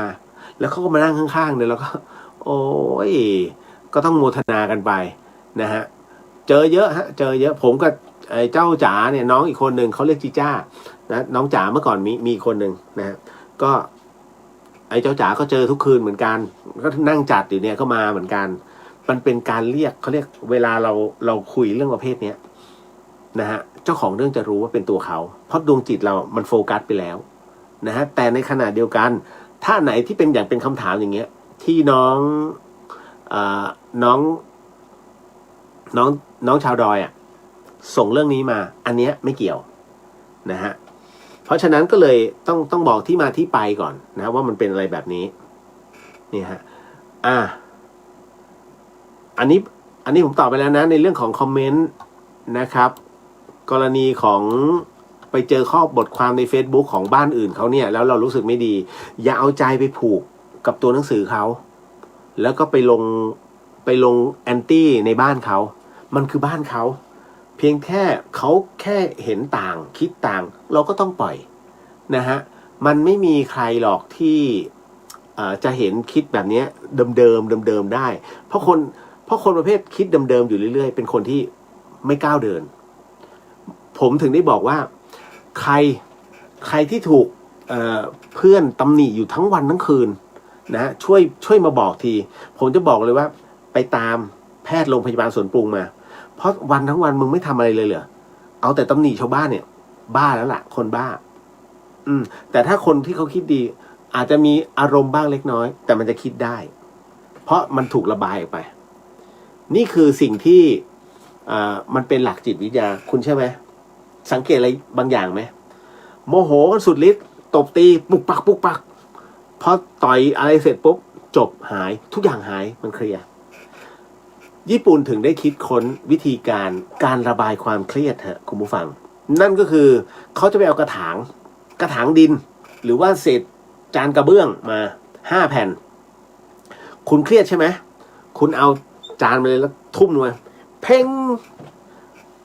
พอครบ5 แผ่นปุ๊บบางคนไม่ครบฮะบางคนแค่4 แผ่นจบแล้วเพราะอะไรมันสบายใจมันเป็นเรื่องที่แปลกสังเกตไหมฮะมีนะฮะคนไทยไม่กล้าคนไทยขี้เสียดายนะแต่เมื่อก่อนเนี้ยกระถางกล้วยไม้เนี่ยเป็นกระถางดินเผาเพเขามีฮะครั้งละ20 บาท5 กระถางสบาย มันโล่งมันเหมือนได้ระบายสะใจ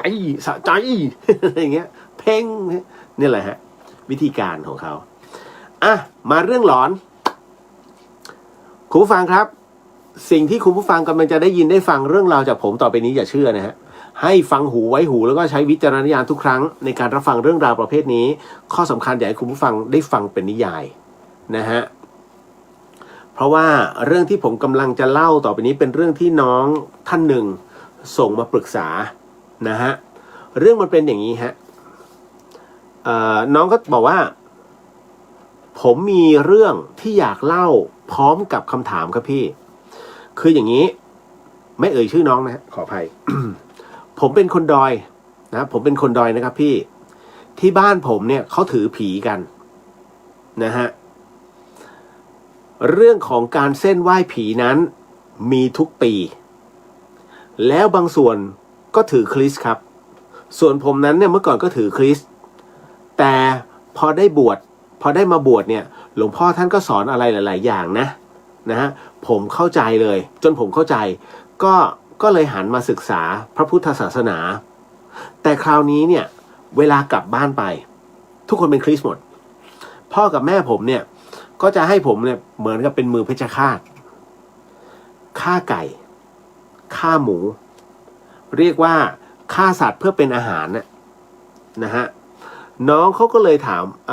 เพื่อเลี้ยงแขกบ้างเป็นอาหารให้กับครอบครัวบ้างผมก็กลัวเรื่องของกรรมนะครับพี่ไม่ทำก็ไม่ได้เพราะครอบครัวเรียกว่าชาวบ้านเนี่ยเขาถือความเชื่อกันแบบนี้ในเรื่องของการเส้นไหว้นะผมก็เลยอยากถามว่าผมจะได้รับกรรมแบบไหนครับพี่โอ้โหอย่ามาถามพี่เลียวฮะเรื่องของการรับกรรมแบบไหนผมไม่ใช่เป็นผู้พิพากษาทางด้านกรรมนะฮะผมไม่ให้เป็นนักพยากรณ์กรรมแต่ผมบอกได้อย่างหนึ่งว่าทั้งหมดมันมีเหตุปัจจัยทำสิ่งใดได้สิ่งนั้นธรรมชาตินะฮะย่อมยุติธรรมเสมอนะฮะผมถึงต้องบอกว่ากฎแห่งกรรมยุติธรรมเสมอ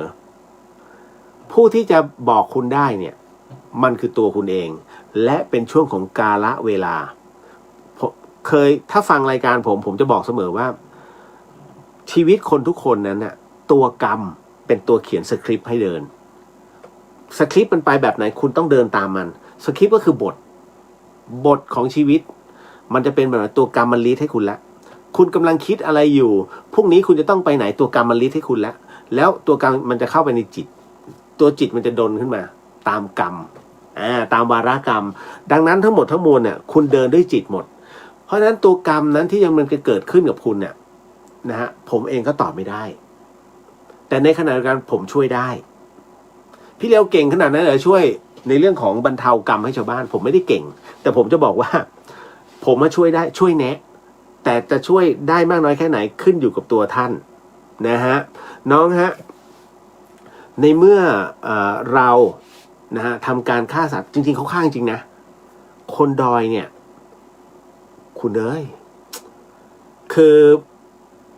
ถ้าใครที่อยู่ส่วนกลางนะฮะอาจไม่เห็นวิถีชาวบ้านอย่างอีสานเนี่ยอีสานเวลาล้มควายเขาไปกลางทุ่งแล้วเสียบเลยจึกเฉือนชั่วโอ้โหคุณเอ้ยผมเห็นแล้วแต่ไม่ต่างอะไรกับคนดอยวิถีชีวิตคล้ายๆกันแต่เมืองใต้ผมไม่ค่อยเห็นนะฮะเมืองใต้เขาอาจจะเป็นอีกหนึ่งวิถีนะครับแต่คราวนี้ก็คือว่าบนดอยเนี่ยไก่เนี่ยบางทีเชือดเลยมันยังไม่ทันรู้ตัวเลยนะบางทีเขาอุ้มอันเนี้ยจับคอปุ๊บเชือดมันยังไม่รู้ตัวเลยว่ามันตายแล้วจริงๆฮะนั่นเป็นอย่างนั้นในวิถีเขานะฮะแล้วหมูเนี่ยโหนี้หมูโหดร้ายหมูนี่เจอกับตัว เห็นกับตานะฮะไม้ถืออย่างเงี้ยอัดบัก3 ทีอีดเงียบเห็นกับตาวิญญาณมันออกเลยโอ้ยกลางคืนนี้มาล้อมเต็นท์เลยอุดอีดมันเป็นเรื่องจริงผมเคยเล่าหลายรอบแล้วเรื่องเนี้ยเหตุการณ์นี้เกิดขึ้นที่บ้านแม่ปุนหลวง นะฮะระหว่างเชียงรายกับเชียงใหม่มันเขตรอยต่อเวียงป่าเป้ากับพร้าวโอ้ยคุณเอ้ยมันเป็นประเพณีเขาไงนะฮะก็เลยไปเที่ยวบ้านน้องเขาเท่านั้นแหละคุณเอ้ยทัดสุดๆแล้วก็เรียบร้อยผ่าเป็นชิ้น1 ตัวอยู่ได้เป็นปีมันหมูนี่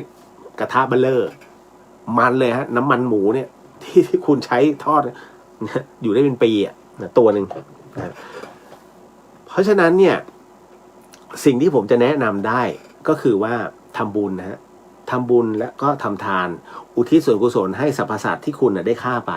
เพราะมันทำอะไรไม่ได้แล้วนะฮะแล้ววิถีชีวิตคนดอยเป็นแบบนั้นจริงๆนะครับเราไปเปลี่ยนวิถีเขาไม่ได้มันมีประเพณีเขาอยู่ด้วยดังนั้นต้องให้เกียรติในเรื่อง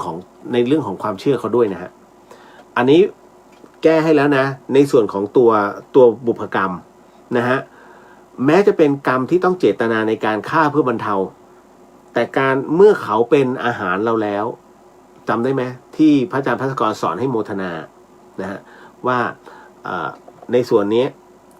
นะครับจริงๆแล้วถ้าคุณไม่ได้มีส่วนค่าก็ขอโมทนา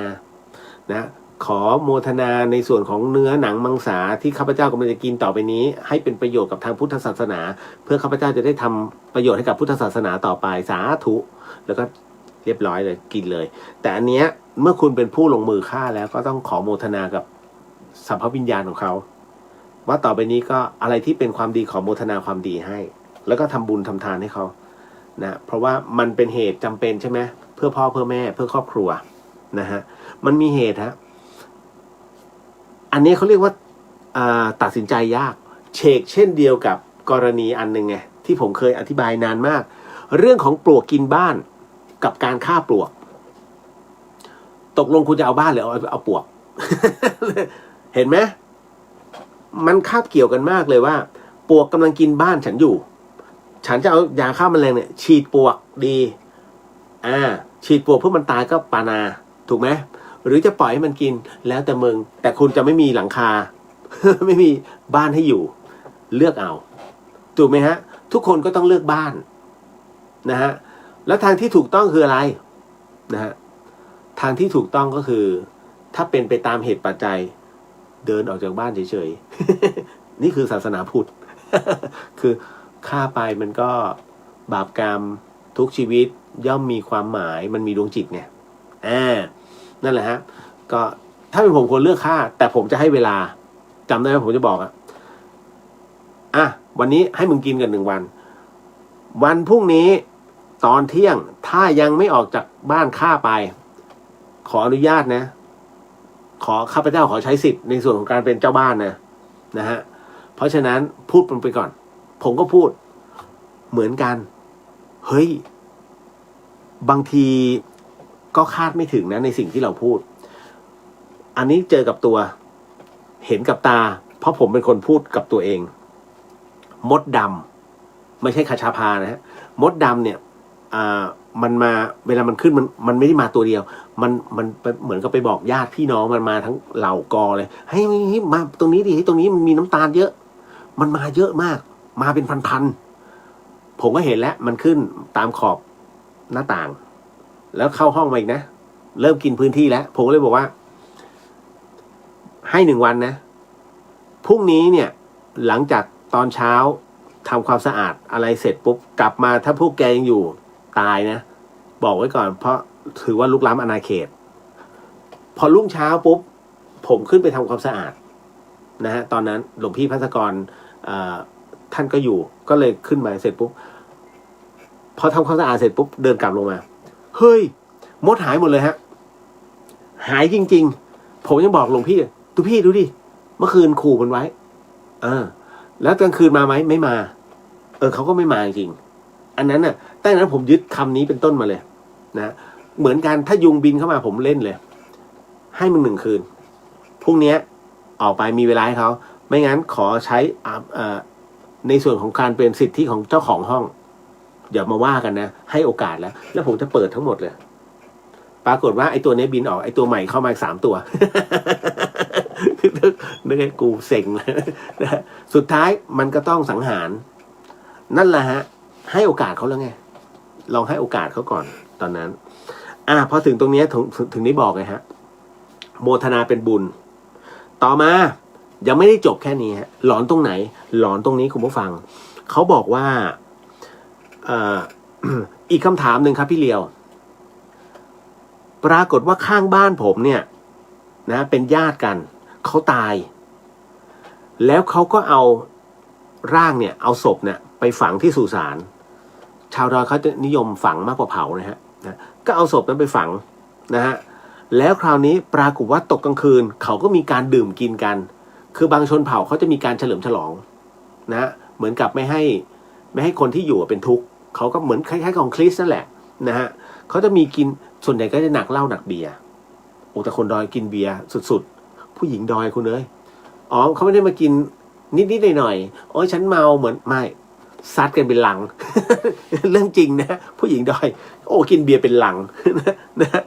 กินเป็นน้ำคุณนะพอเสร็จปุ๊บเนี่ยเขาบอกว่าเขาก็ดื่มตกกลางคืนเนี่ยเขาก็ดื่มกันที่บ้านงานนั่นแหละแล้วคราวนี้มีคนเห็นคนตายนอนอยู่ตรงที่เขาตายฮะคุณผู้ฟังถึงกับหนีกระเจิงหมดเลยบ้านใครบ้านมันคือคนที่เห็นเนี่ยเขาเห็นพร้อมกัน2 คนคือมันจะหลบไปนอนเพราะมันเมาจากการกินเนี่ยกินเลี้ยงกันนี่แหละหลบไปนอนในห้องแต่ปรากฏว่ามันไปเปิดห้องคนตายจะนอนนะผมก็เลยอยากถามว่ามันเป็นเพราะอะไรครับน้องเขาบอกว่าคือหมอผีที่บ้านเนี่ยคือบ้านเขาชาวดอยเนี่ยเขาก็จะมีผู้นำจิตวิญญาณนั่นแหละบางคนเขาจะมีหมอผีนะเหมือนข่าวอะไรน้องอะไรเนี่ยหมอผีอยู่ที่หนึ่งแต่มันมีจริงๆไงนะหมอผีเนี่ยที่บ้านเนี่ยเขาก็บอกว่าวิญญาณมันไม่ได้ไปไหนมันต้องทำพิธีอัญเชิญให้ออกบ้านไปแต่เห็นคืนวันงาน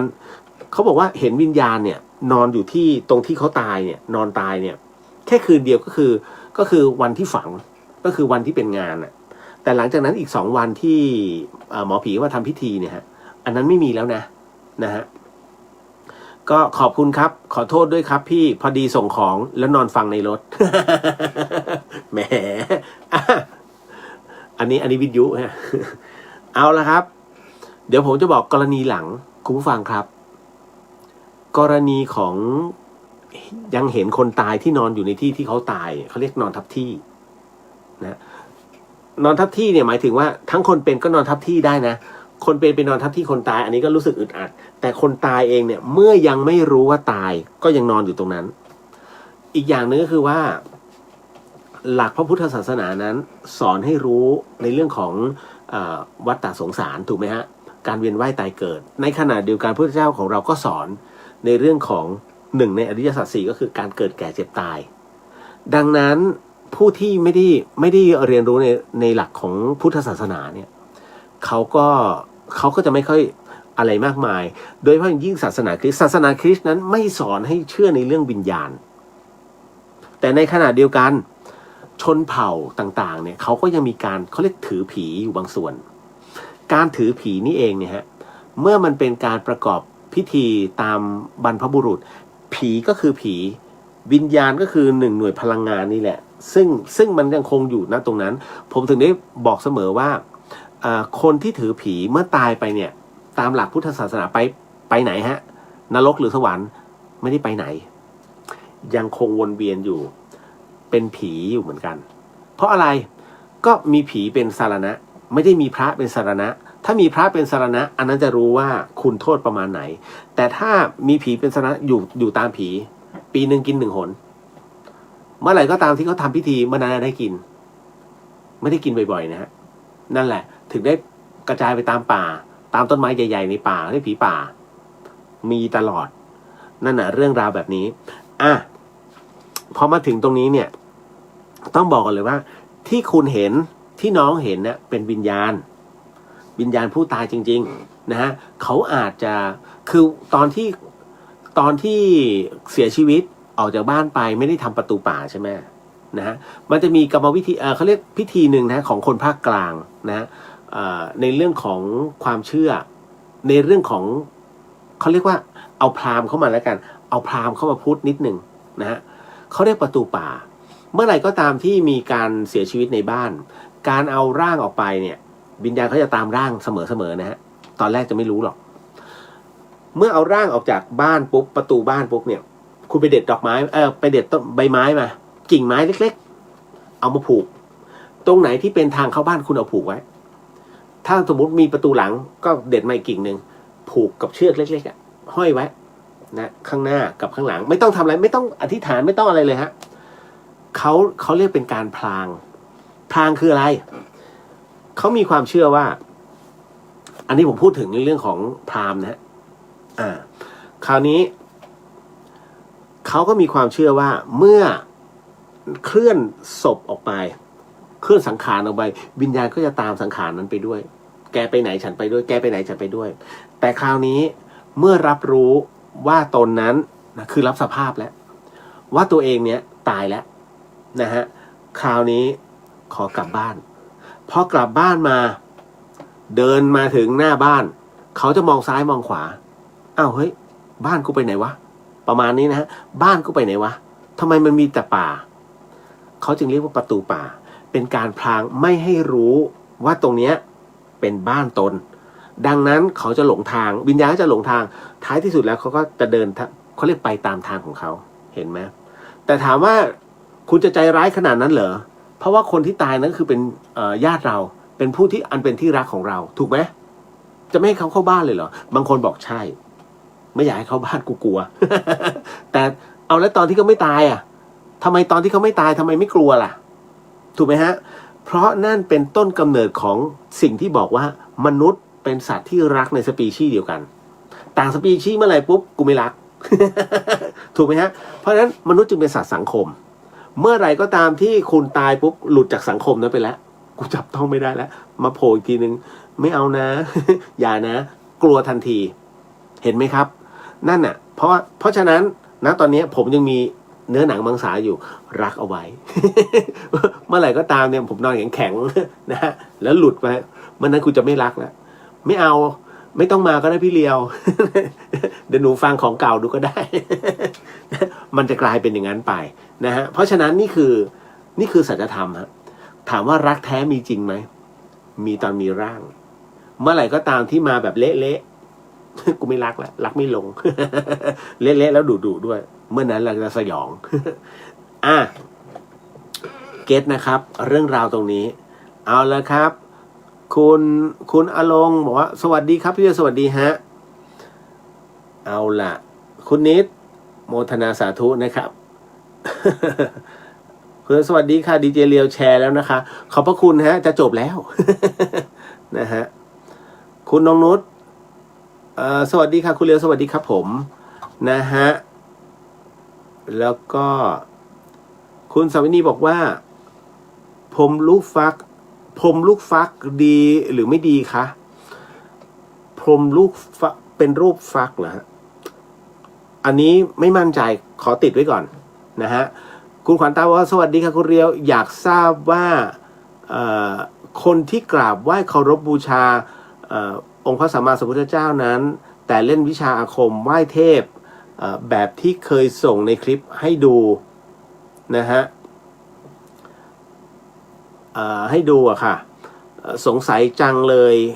คนที่ทำแบบนี้นับอยู่ในกลุ่มแบบไหนแต่มันเป็นบาปไหมคะนับถือพุทธเจ้าฮะคือถ้าขึ้นนะโมตัสสะแล้วนับถือทุกคนแต่สิ่งที่ทำเขาเรียกเป็นมิจฉาทิฐินะฮะหลงไปหลงในสิ่งที่คิดว่ามันจะทำให้เกิดความเจริญขึ้นนั่นนะเป็นพวกมีมิจฉาทิฐิค่อนข้างจะสูงนะก็ถือได้บอกต้องมองเอาไว้เป็นเยี่ยงเป็นบทเรียนของเรานะฮะแล้วก็เป็นตัวที่วัดกำลังใจของเราอีกทีหนึ่งนั่นนะฮะเอาละ หมดแล้วเนาะเอาละครับ ขออนุญาตนิดนึงนะฮะขออุทิศบุญส่วนกุศลให้กับเพื่อนผมด้วยที่เสียชีวิตไปเมื่อเช้าของวันนี้นะฮะ สาธุสาธุสาธุ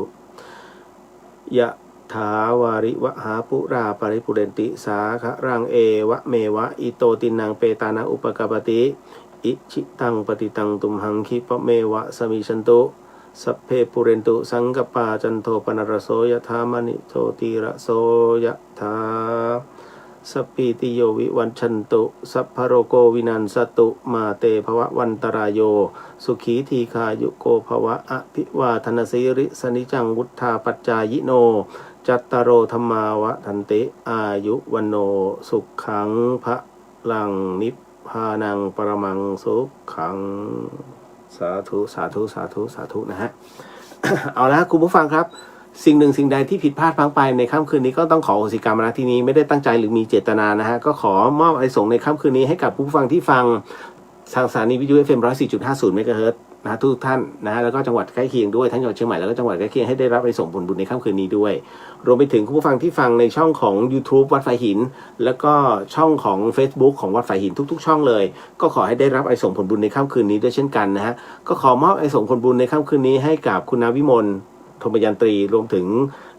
เพื่อนสุรชัยนะขอให้ได้รับอานิสงส์ผลบุญในค่ำคืนนี้ด้วยเช่นกันก็ขอมอบอานิสงส์ผลบุญในค่ำคืนนี้ให้กับทวยเทพเทวดาสัพพะสัตว์สัพพะวิญญาณทั้งหมดทั้งมวลผู้ที่เกี่ยวเนื่องเกี่ยวข้องในเรื่องราวทั้งหมดทั้งมวลที่ผมได้พูดถึงก็ขอให้ได้รับอานิสงส์ผลบุญในค่ำคืนนี้ด้วยเช่นกันขอมอบอานิสงส์ผลบุญในค่ำคืนนี้ให้กับผู้ฟังที่ฟังในช่องของผู้ที่สิทธิ์รัตนสมบูรณ์แล้วก็มอบอานิสงส์ผลบุญในค่ำคืนนี้ให้กับช่องของเรียวเดอะเฮียนก็ขอให้ได้รับอานิสงส์ผลบุญในค่ำคืนนี้ด้วยเช่นกันครับพบกันใหม่กับเรื่องราวดีๆแบบนี้ในวันพรุ่งนี้สำหรับค่ำคืนนี้ราตรีสวัสดิ์นะครับคุณผู้ฟังราตรีสวัสดิ์